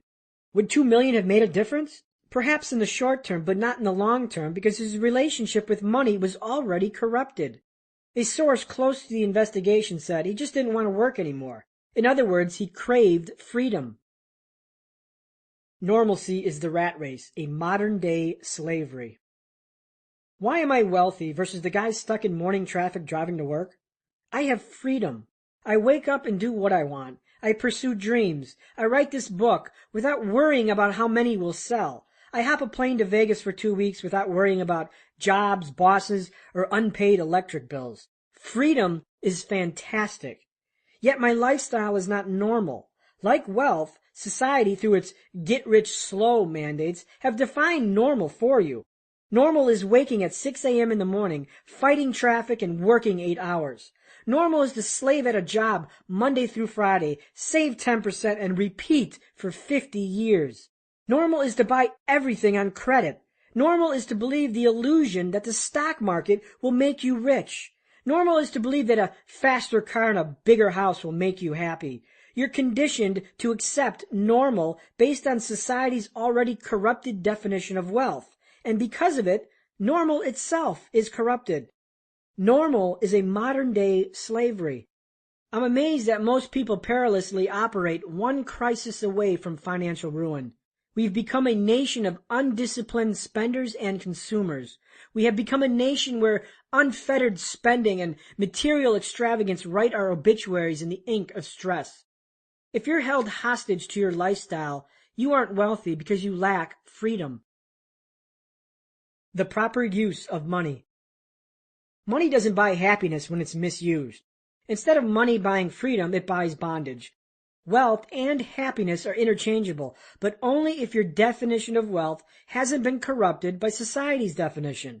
Society says wealth is stuff, and because of this faulty definition, the bridge between wealth and happiness collapses. When you don't feel wealthy, you're likely to try to conjure that feeling. You buy icons of wealth to feel wealthy. You crave feelings, respect, and acceptance. And joy. And what are these feelings supposed to do for you? You expect deliverance into happiness. And that's the bait. We equate the corrupted definition of wealth with happiness. And when it doesn't deliver, expectations are violated, and unhappiness is the consequence. Used properly, money buys freedom, and freedom is one parcel in the wealth trinity. Freedom buys choices. The fact is there are plenty of poor people who live richer than their overworked upper-middle-class counterparts because the latter lack freedom, they lack solid relationships, and they lack health, all destructive effects of working a hated job 5 days a week for 50 years. Money secures one agent of the wealth formula, freedom, which is a powerful guardian to wealth's sibling ingredients, health and relationships.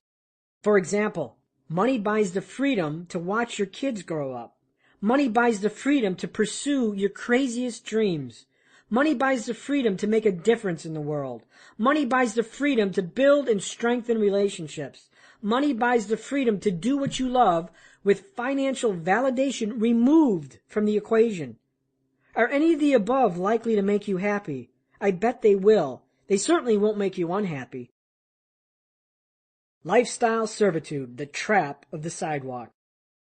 Sidewalkers are embroiled in lifestyle servitude, where life is forced into a rat race, a constant tug-of-war between lifestyle extravagances and work, a self-perpetuating merry-go-round of work for income and income for lifestyle and lifestyle for work. Wherever there's lifestyle servitude, there's a systematic erosion of freedom. Number 1, work creates income. Number 2, income creates lifestyle, debt, cars, boats, designer clothes. Number 3, lifestyle, debt, forces more work. 4, repeat the process. I learned about lifestyle servitude in my early 20s. After college graduation, I took a hellacious job as a construction laborer in Chicago and fought city traffic daily. The pay was more than I had ever earned at my young age, and with my increase in income, I felt wealthy. So what did I do? I elevated my lifestyle and financed the illusion of wealth. I bought my first sports car, a Mitsubishi 3000 GT. It didn't take long for me to realize that my dream car wasn't an icon of wealth, but a parasite that fed on my freedom. I hated my job. It was stressful, and it drained my energy, leaving my entrepreneurial dreams tethered. I couldn't quit. I had responsibilities, car payments, gas, and insurance. Because of my obligations to stuff, I sentenced myself to imprisonment in a job I loathed. Yet this type of servitude is normal. We're taught to strive for the latest and greatest regardless of consequence. It leaves us indentured for years, condemning us to lifestyle imprisonment. And the more stuff you buy that you can't afford, the longer your jail sentence becomes. If you think you can afford it, you can't. Think about the last time you bought a pack of gum. Did you fret over the price? Did you ask, can I afford this? Probably not. You bought the gum and it's done. The purchase had no impact on your lifestyle or your future choices. To a rich man who walks into a dealership and buys a six-figure Bentley without thought, the acts are the same. Affordability is when you do not have to think about it. If you have to think about affordability, you can't afford it because affordability carries conditions and consequences. If you buy a boat and resort to mental gymnastics over affordability, you cannot afford it. Sure, you can assuage affordability and make outlandish arguments, often starting with, I can afford it as long as I get that promotion. My mortgage doesn't adjust. My stock portfolio makes another 10% this month. My sales forecasts are double. My wife finds a job. I cancel my health insurance. This self-talk is a warning that you can't afford it. Affordability doesn't come with strings attached. You can bluff yourself, but you cannot bluff the consequences. So how do you know if you can afford it? If you pay cash and your lifestyle doesn't change regardless of future circumstances, you can afford it. In other words, if you buy a boat, pay cash, and are not affected by unexpected bumps in the road, you can afford it. Would you regret a gum purchase if you lost your job a week later? Or if your sales forecast was slashed by 50%? Nope, it wouldn't make a difference. This is how affordability is measured against your level of wealth. To overcome wealth impersonation, know what you can and can't afford. There's nothing wrong with buying boats and Lamborghinis if you can truly afford them. There's a time and place to indulge. The Millionaire Fastlane is designed to bring you to that place. The bait of lifestyle servitude. The siren call of lifestyle servitude is the false prophet of feel-good, instant gratification, and immediate pleasure. Wouldn't it be nice if everything that felt good were good? Chocolate, that supersized fast food combo meal, sunbathing, smoking. Unfortunately, short-term feel-good is often long-term bad. Instant gratification is a populist plague, and its predominant side effects are easily spotted: debt and obesity.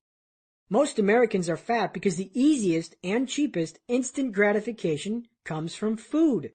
When you plop your butt on the recliner and maul through a can of Pringles, you choose pleasure now in lieu of pain later.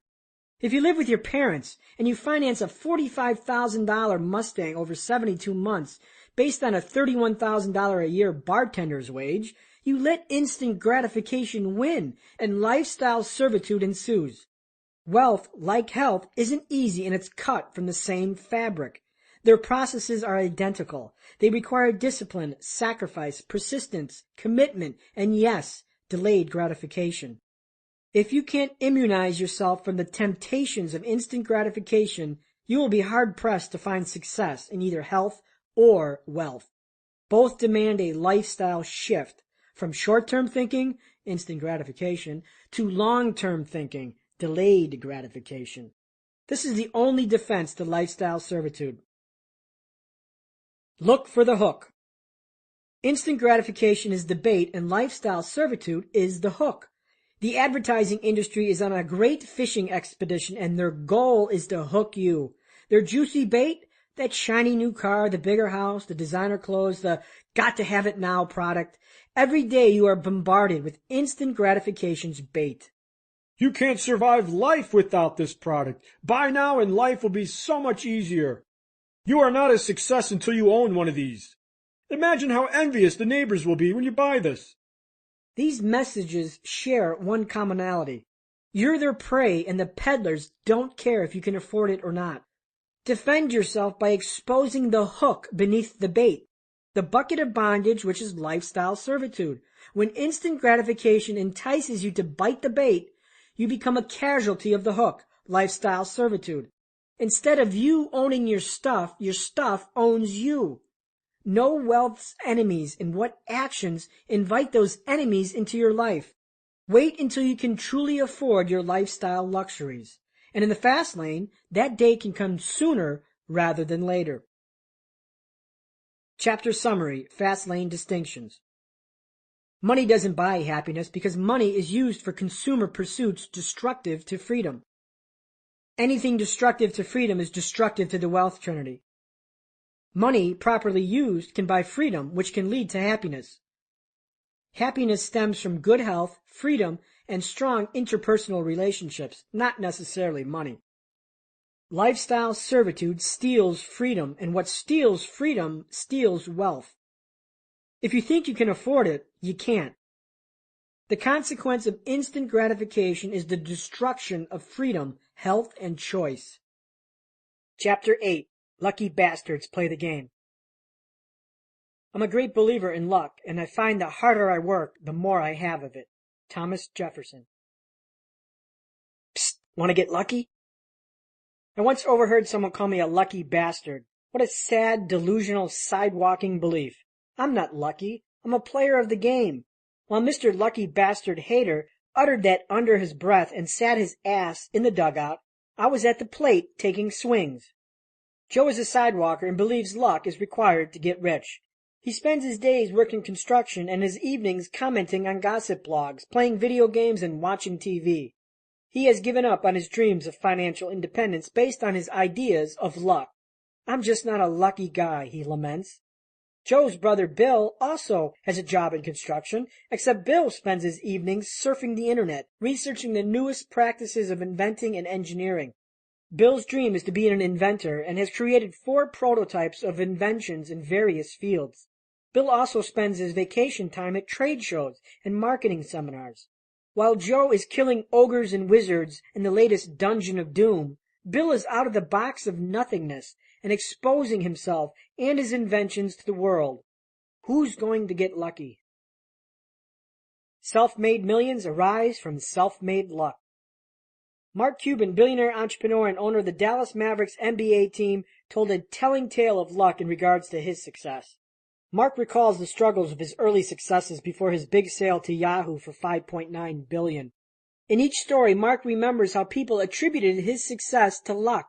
Lucky to sell his first company, Micro Solutions, lucky to make money trading in the technology boom, and lucky to sell his first company to Yahoo for a few billion.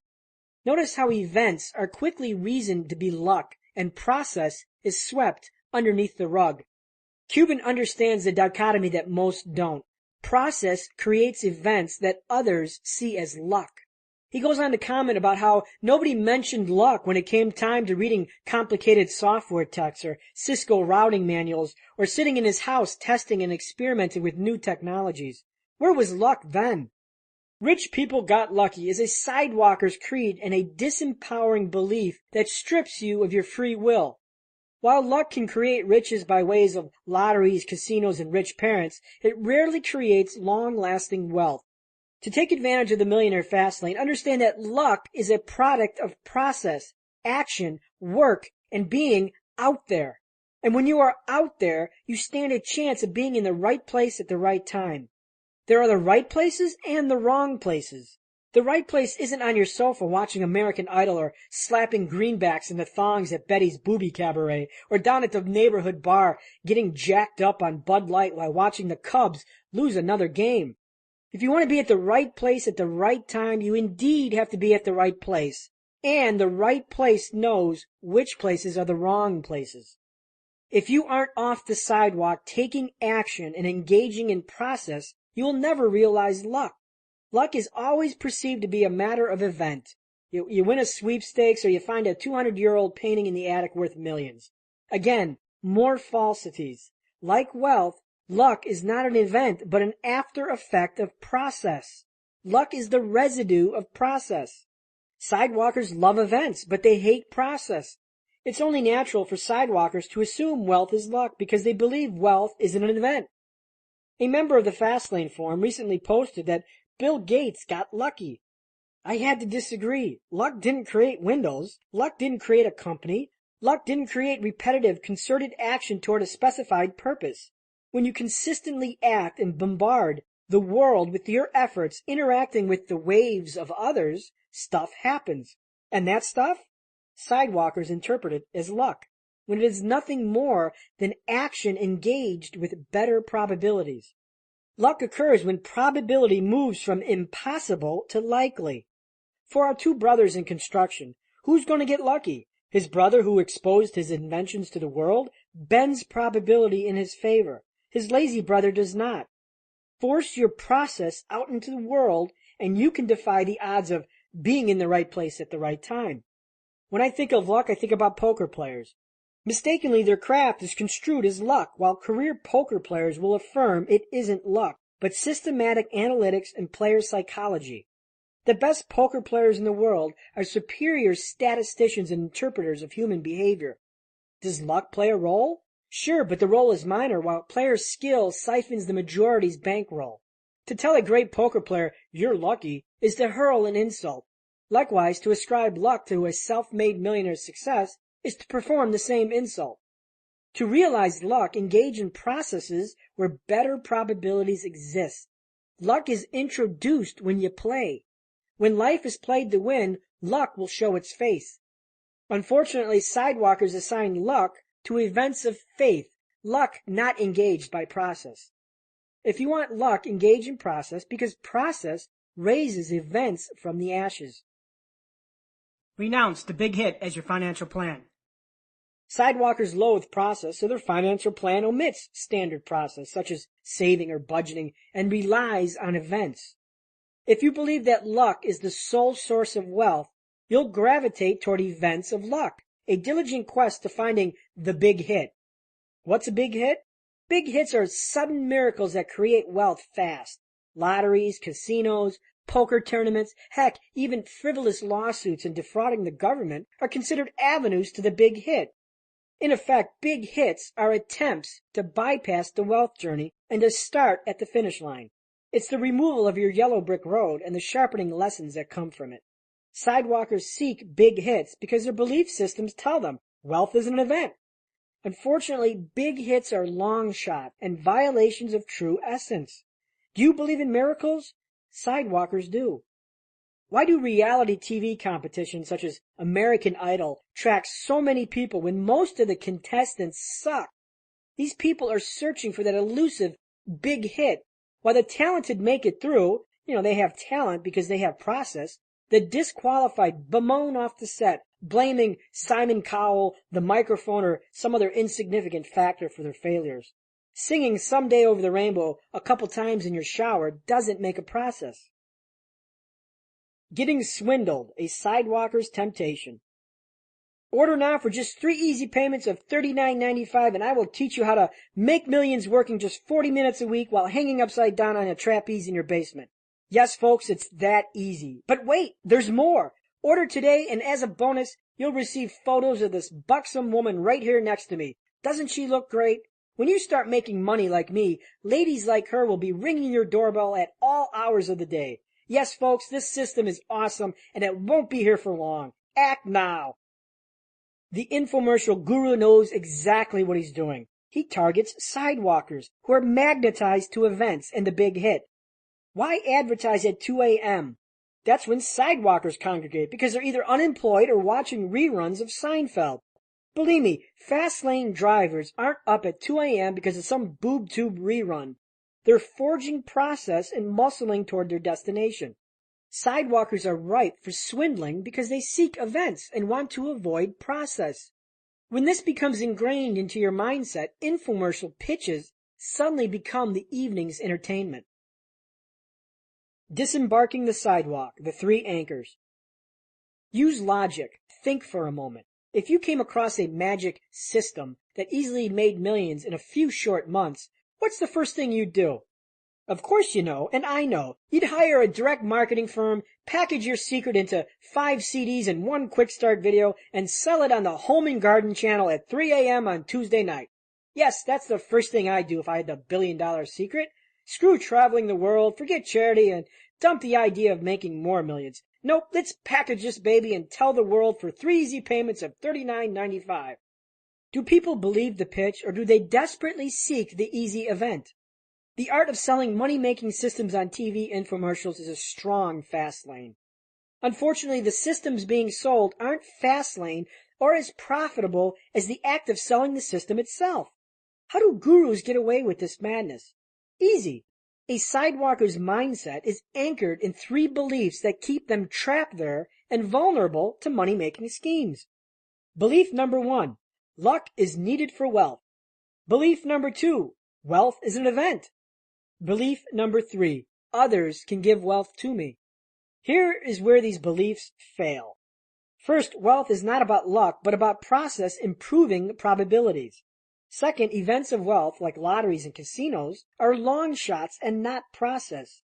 And finally, only you can deliver yourself to true wealth. There is no chauffeur and there is no money-making program sold on TV that will escort you. These deceptions keep sidewalkers anchored in good company with the majority, awake at 2 a.m. on the couch thinking that they're one phone call away from making millions because the TV's wealth chauffeur says so.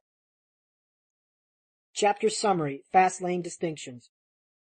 Like wealth, luck is created by process, not by event. Luck is created by increased probabilities that are improved with the process of action. If you find yourself playing the odds of big hits, you are event-driven, not process-driven. This mindset is conducive to the sidewalk, not the fast lane. Get-rich-quick infomercial marketing is a fast lane because savvy marketers know that sidewalkers place faith in events over process. Money-making systems are rarely as profitable as the act of selling them to sidewalkers. Chapter 9. Wealth Demands Accountability. Responsibility is the price of greatness. Winston Churchill. Hitchhikers don't drive.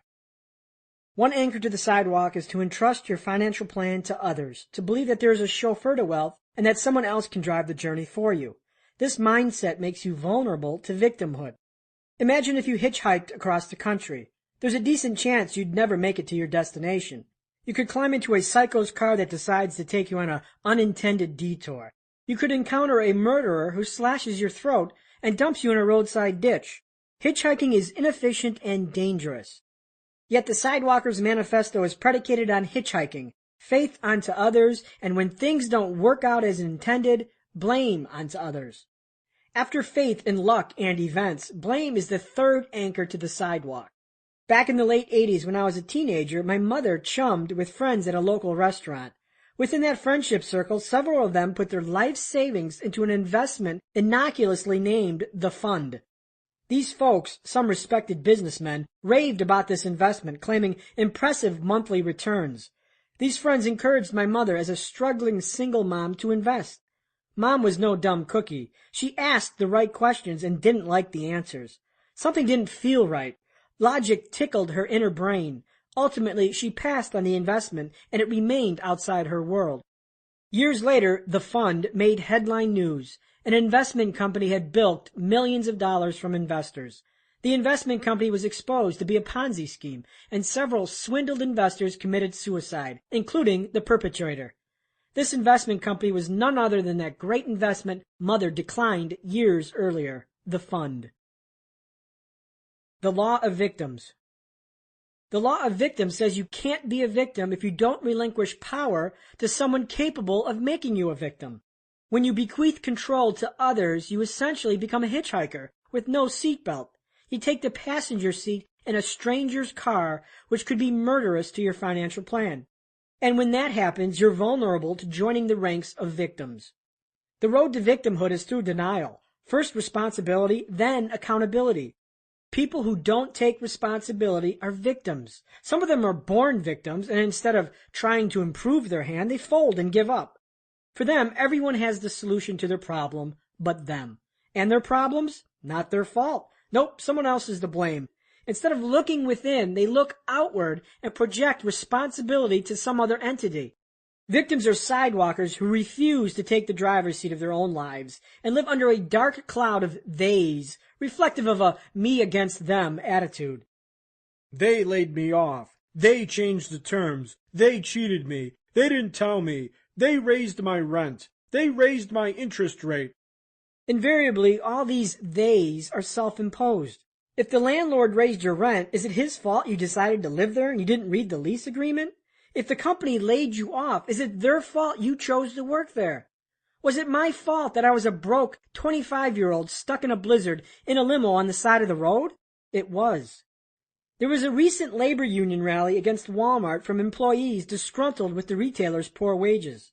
A 33-year-old employee named Eugene complained about his employer, arguing that he spent 3 years unloading trucks for $11 an hour, which was below the retail industry average of $12.95 an hour. His grievance? He can't afford a car or Walmart's health insurance. Wow, how disturbing. Was someone arrested? Seriously, someone should arrest the man who put the loaded gun to Eugene's head, forcing him to work at Walmart for a below-market wage. Give this guy a bitch slap. No one forced him to work at Walmart. He works there because he chose to work there. Hey, Eugene, if you're tired of making $11 an hour, raise your value to society. Get your ass over to the library. Walmart can't offer low wages if they don't have an endless supply of victims like you. You see, when a financial advisor promises you 14% guaranteed income from a bank certificate of deposit, and you later discover that he scammed you, it's your fault. You didn't do the diligence. You didn't investigate. You ignored the tickle of logic in your brain. You are a victim of your own malfeasance. The politics of hitchhiking. Sidewalking hitchhikers are a major constituency in all countries. These people seek the easy life, yet want someone else to pay for it. They're lifetime hitchhikers. They believe the government or some other entity should do more for them. They're victims of the system. They're victims of life because life dealt them a bad hand. They vote for whatever politician promises them the world at no cost. Free healthcare, free education, free gas, free mortgages. Wow, give me a ballot. John F. Kennedy's "Ask not what your country can do for you, but what can you do for your country" has maligned into "What can my country do for me?"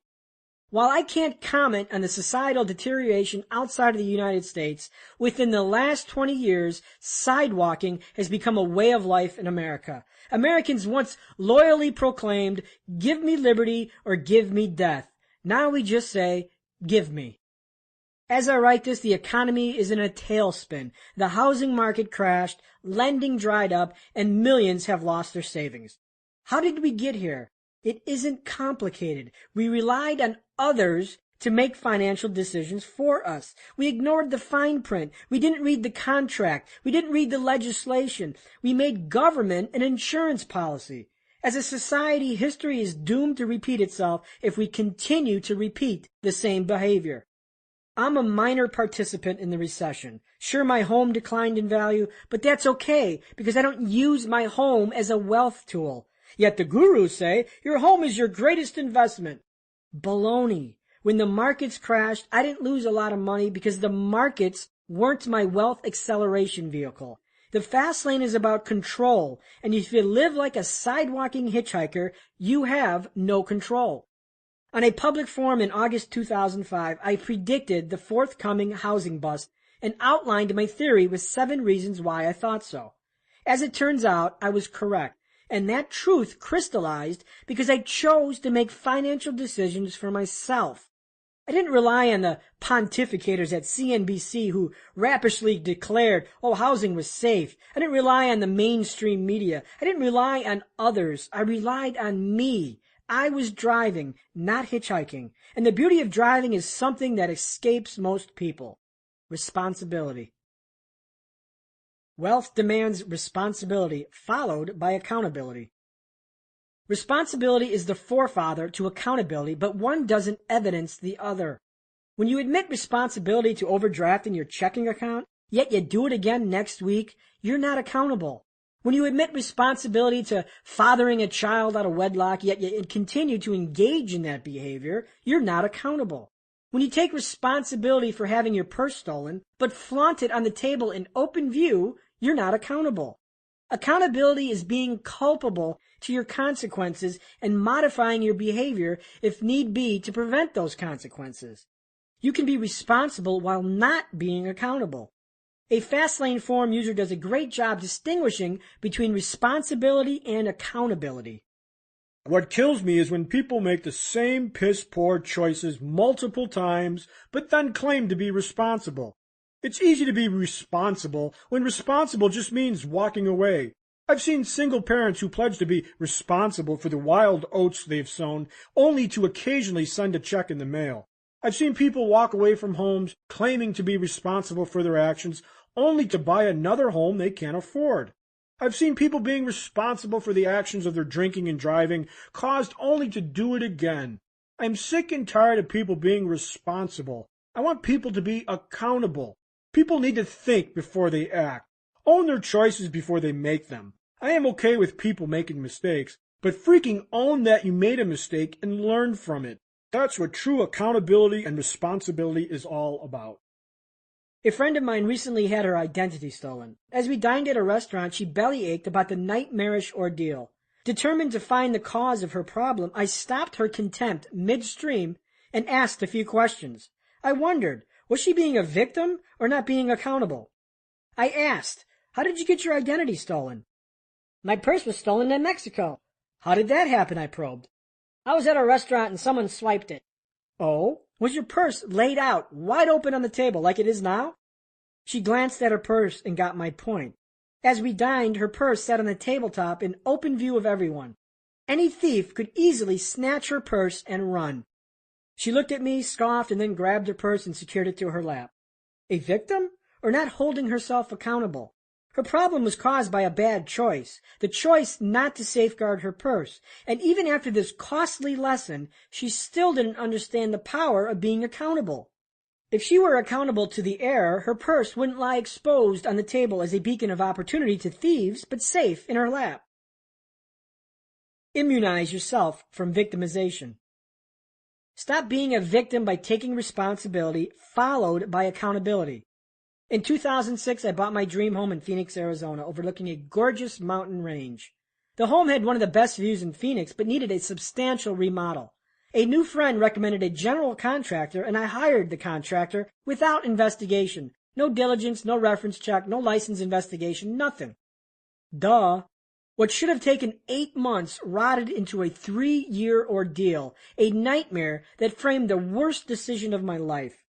The contractor was grossly incompetent and an idiot. Yet, I was to blame. I accepted both responsibility and accountability because I hired the contractor.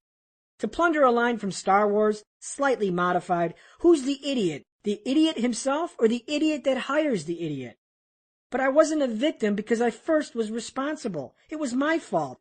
I allowed it to happen. Then second, I became accountable. Now when I hire house workers, I do an investigation. Or I could sink my teeth into being a victim and play the pity violin like everyone else. For my friend with the purse stolen, the Fastlane mindset is to take responsibility followed by accountability. Responsibility. It was my fault that the purse was stolen. Accountability. In the future, I will take precautions to ensure it doesn't happen again. Immunization from victimitis occurs when you are both responsible and accountable to your actions and the possible poor consequences of those actions. Own your mistakes, failures, and triumphs. Reflect on your choices. Are you in a situation because you put yourself there? Did you err in the process? Were you lazy? Most bad situations are consequences of bad choices. Own them and you own your own life. No one can steer you off course because you are in the driver's seat. And when you own your own decisions, something miraculous happens. Failure doesn't become the badge of victimhood. It becomes wisdom. Deny accountability and responsibility, and the keys of life are given to someone else. In other words, take the damn driver's seat of your life. You deserve, you deserve, you deserve. The other day I heard successive radio commercials that were utterly disturbing. You don't need to be a nuclear physicist to know their target. Sidewalking victims. The first commercial was for a mortgage loan modification company. The sales pitch went something like this. Modify your loan and get the lower payments you deserve. The next commercial was from an attorney. Been in an accident? Get the money you deserve. The final commercial was from a credit repair company. Let us negotiate your debts down to nothing so you can get the lifestyle you deserve. Notice the common phrase? You deserve. Seriously, what do these people really deserve? Your credit sucks, you don't pay your bills on time, and you deserve a better life? Grandma rear-ends your car, and suddenly you deserve a large cash award from some rich insurance company? You buy a house you can't afford, and now you deserve a lower rate? How does deserving suddenly come so easy with no particular effort, like an event raining from the heavens? We're being methodically brainwashed to believe that we deserve everything without obedience to process or accountability. You deserve what your actions earned or haven't earned. Being responsible is one thing. Being accountable is another. When you're accountable to your choices, you alter your behavior in the future and take the driver's seat of your life. Chapter Summary, Fastlane Distinctions. Hitchhikers assign control over their financial plan to others, which effectively introduces the probabilities to victimhood. The law of victims. You can't be a victim if you don't relinquish power to someone capable of making you a victim. Responsibility owns your choices. Taking responsibility is the first step to taking the driver's seat of your life. Accountability is the final.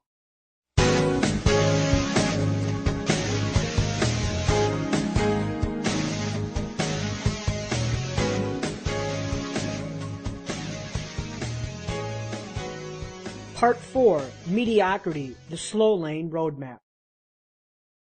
Chapter 10, The Lie You've Been Sold, the Slow Lane. What if I told you insane was working 50 hours a week in some office for 50 years, at the end of which they tell you to piss off, ending up in some retirement village, hoping to die before suffering the indignity of trying to make it to the toilet on time? Wouldn't you consider that to be insane? Steve Buscemi, Con Air, Paramount Pictures, 2003. Next exit, slow lane, mediocrity ahead. In the previous chapter, we highlighted that a sidewalker has no financial plan and is only concerned with the pleasures of today, often governed by instant gratification. While the sidewalk is a chronic lifestyle that mortgages the future for a pleasurable today, the slow lane is the antithesis, a sacrifice of today in the hopes of a brighter and freer tomorrow. As a slow lane traveler, you're deluged with a series of doctrines that plead discipline to the trade-off. Get a job and waste 5 days a week toiling at the office. Bag a lunch and stop drinking $10 coffee. Faithfully entrust 10% of your paycheck to the stock market and your 401k. Quit dreaming about that sports car in the window because you can't buy it. Delay gratification until you're 65 years old. Save, save, save because compound interest is powerful. $10,000 invested today will be worth 10 gazillion in 50 years. Surprisingly, the slow lane is the first convenient exit off the sidewalk and evolves with maturity and increased adult responsibilities. Most college graduates begin their post-schooling life on the sidewalk. I certainly did. Graduation pardoned a license to buy stuff that yielded instant pleasure. Trips to Cancun, a flashy car with a booming stereo, nightly drinking binges, and a massive CD collection. Life was all about now, regardless of future consequences. Sidewalkers and people in general instinctively regard a better future. I'll be making more money. I'll hit the lottery. After my father dies, I'll inherit thousands. Future crutches often justify pleasurable nows, and behind the scenes, lifestyle servitude swells. However, with increased responsibilities, perhaps a growing family, mounting debt loads, and future expectations not matching reality, the sidewalker comes to terms with the uncertainty of the sidewalk and does the seemingly responsible lane change. He off-ramps and graduates to the slow lane roadmap, a strategy touted and praised by credible sources. While the sidewalk is typified by undisciplined behavior, the slow lane's financial plan introduces responsibility and accountability into the wealth formula. That can't be bad, right? Unfortunately, the slow lane is like bad directions given at a gas station, except these directions aren't given by strangers, but by people you trust, teachers, television and radio personalities, financial advisors, and yes, even our parents. These ostensible sources reinforce the strategy's fictitious strength when its efficacy is a sucker's bet. The slow lane is a lifetime wager that a sacrificial today will yield a wealthier tomorrow. The promise of wealth. The price? Your life.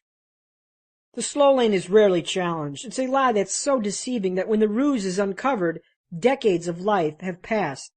Meanwhile, millions more are being newly indoctrinated into the deception. If you buy the lie, you sell off today in hopes of a glorious tomorrow. And when does this glorious tomorrow happen? When can you splurge, spend your millions, and enjoy life? When? The driving force behind wealth under get-rich-slow is time. time employed at the job, and time invested in the markets. Your glorious tomorrow might arrive after 40 years when you're living your last presidential administration and on your second hip replacement. Your glorious tomorrow might arrive when you're 73 years old and soaked in urine and strapped to a stinking bed because you've lost your mind to Alzheimer's. Seriously, when does this slow lane plan of retiring rich actually become real so you can enjoy your millions? As a teenager, Joe reads several personal finance books about getting rich. They tell him to save, get a career, clip coupons, and live below your means. After graduating with a law degree, Joe follows this advice. While it is difficult, Joe follows this plan for wealth diligently. He works 60 hours weekly at his law firm, often neglecting his family and children. His weekdays are consumed at the office, while his weekends are spent home recharging from the rigors of the work week. After 12 years in law, Joe decides his profession is no longer enjoyable. Yet he decides to endure, as he is just one promotion away from making partner and a guaranteed six-figure salary. As Joe's life progresses, he never loses sight of his goal, retire by age 55, because after all, financial guru David says, the smart people finish rich. Joe saves, works overtime, invests in mutual funds, and participates in his firm's 401k. He continues to endure his job for the sake of the plan. No one said it'd be easy. That one day was coming, the day when he'd retire with millions. He justifies that 5 days of misery in a hated job is worth the sacrifice for the future. Then one hot summer day, while mowing the lawn, Joe has a heart attack and dies at age 51, 4 years before his destination. You can either live rich young or live rich old, while risking death along the way. The choice is yours, and it shouldn't be a contest. Rich at 25 years old beats the snot out of rich at 65 years old.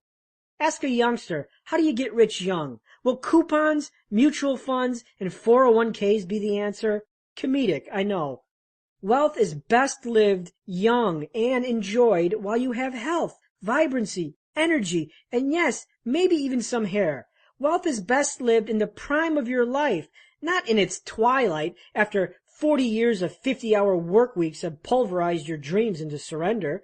Deep in our soul we know this, yet we continue to faithfully pledge obedience to a financial roadmap that promises wealth after 4 or 5 decades. And the bigger concern you should have, does it even work? The global recession has exposed the slow lane for the fraud it is. With no job, the plan fails. When the stock market loses 50% of your savings, the plan fails. When a housing crisis erases 40% of your illiquid net worth in 1 year, the plan fails. The plan is a failure because the plan is based on time and factors you cannot control. Unfortunately, millions of people have faithfully invested decades into this plan only to discover the ugly truth. The slow lane is risky and insufferably impotent. A strategy that requires your life and your dreams to be paid as penance is a sucker's bet. The slow lane arrogantly assumes that you're going to live forever and, of course, be gainfully employed forever.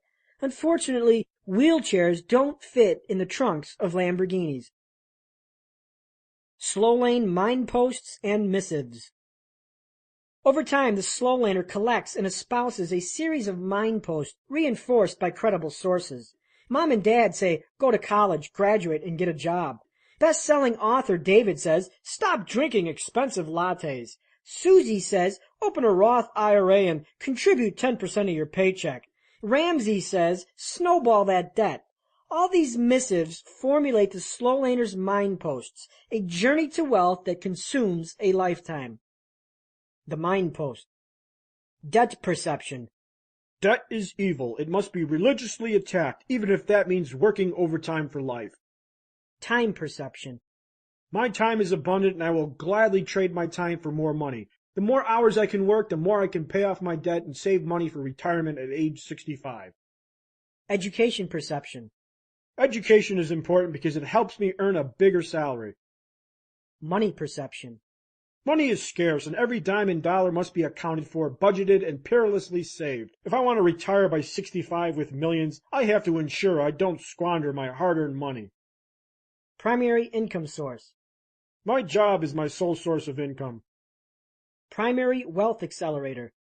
Compound interest is powerful because $10 invested today will be worth $300,000 in 50 years.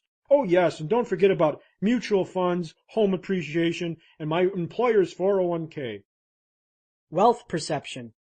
Work, save, invest. Work, save, invest. Repeat for 40 years until retirement age. 65 years old, or if I'm lucky and the markets return 12%, maybe 55. Wealth equation.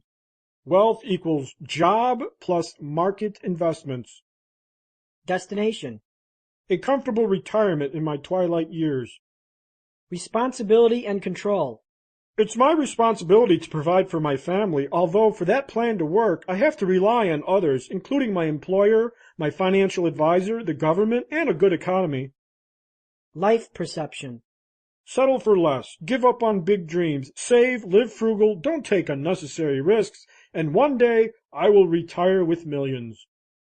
So how do you know if you're being sold the slow lane?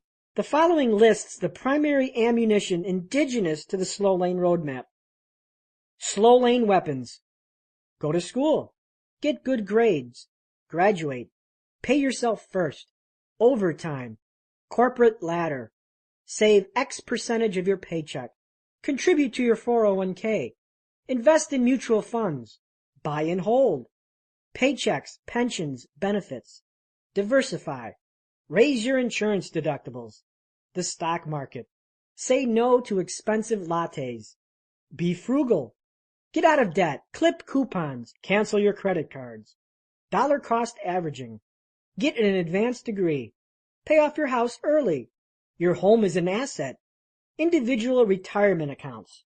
Roth IRA. Live below your means. Understand compound interest. When you encounter these buzz phrases, be wary. Someone is selling you the slow lane as a total plan to wealth. While coupons and other slow lane strategies aren't worthless in a plan, they shouldn't be the plan.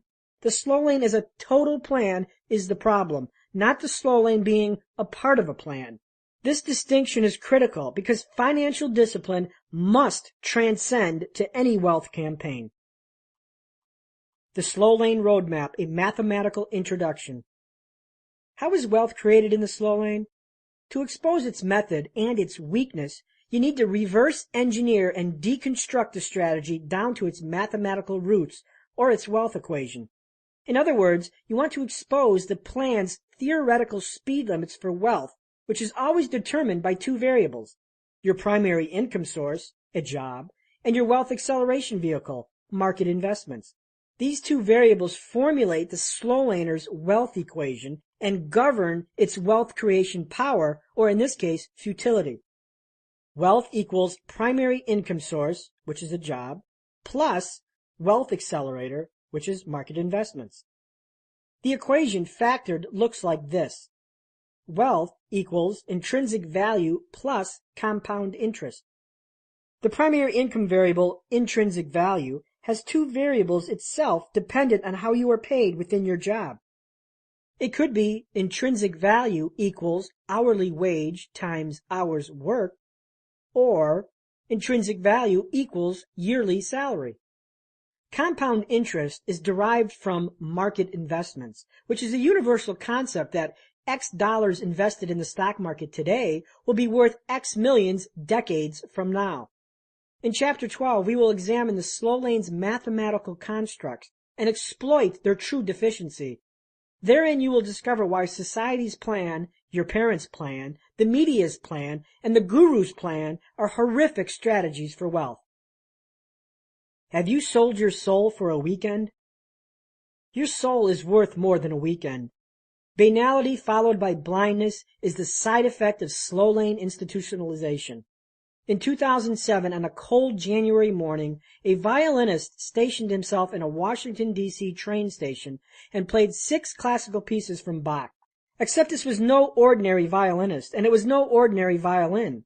This was an incognito Joshua Bell, one of the greatest musicians in the world, who nights earlier had played to a sold-out concert hall in Boston for nearly $100 a ticket. As Joshua played his $3.5 million violin in the midst of the morning commuter rush, approximately 2,000 people passed through the station, most of them on their way to work. He played continuously for 45 minutes. Only 6 people stopped to listen briefly. No crowd formed. Only 20 folks gave money but continued onward at a brisk pace. When he finished, there was silence except for the rhythmic hustle of a busy train station. No applause, no crowd, no recognition. This experiment conducted by the Washington Post uncovers something incredibly powerful and disturbing. Not even the greatest musician in the world can illuminate the blinding depths of the rat race and those entrenched by its indifference. Have you become so numbed by making a living that the living has been sucked out of your life? Are you so blinded by Monday through Friday that any beauty that sings before you is muted? The train commuters come and go like zombies. They're oblivious to the splendor of Monday through Friday. Yet, what if this experiment occurred on Saturday? Would its outcome be any different? This story exposes the slow lane for its contempt. When you trade your life mindlessly for a paycheck, you risk being blinded to life itself as you cursively walk by it in a busy train station. Life does not begin on Friday night and end on Monday morning. Thank God it's Friday, born and bred in the slow lane. A friend recently berated me because I declined to go out on a Saturday night. "Are you crazy? It's Saturday night," he wailed. I told him something a slow laner doesn't understand. For me, every day is a Saturday because I haven't sold off Monday through Friday. Freedom's value to wealth is evidenced on Friday evenings, which just so happened to be the setting of an epic conversation I had with a friend at happy hour. While we sat on the bar's patio, we heard chattering patrons engaged in spirited conversation. The bar was happening, and within the rustling soundtrack, you'd never guess a recession was ongoing. Over the noise, I asked my friend, "What do you hear?" "I hear people having a great time, a celebration," she said. I asked further, "Why?" "Why what? It's Friday," she declared. I probed further. "What's so special about Friday? If we came here on Monday, this place would be empty, and the sound of celebration would be absent. What makes Friday so special as opposed to Monday or Wednesday?" Knowing that she was trapped into one of my paradoxical interrogations, she humored me. People get paid on Friday?" I levied the verdict. Friday evening is glorified because people celebrate the dividends of their time trade.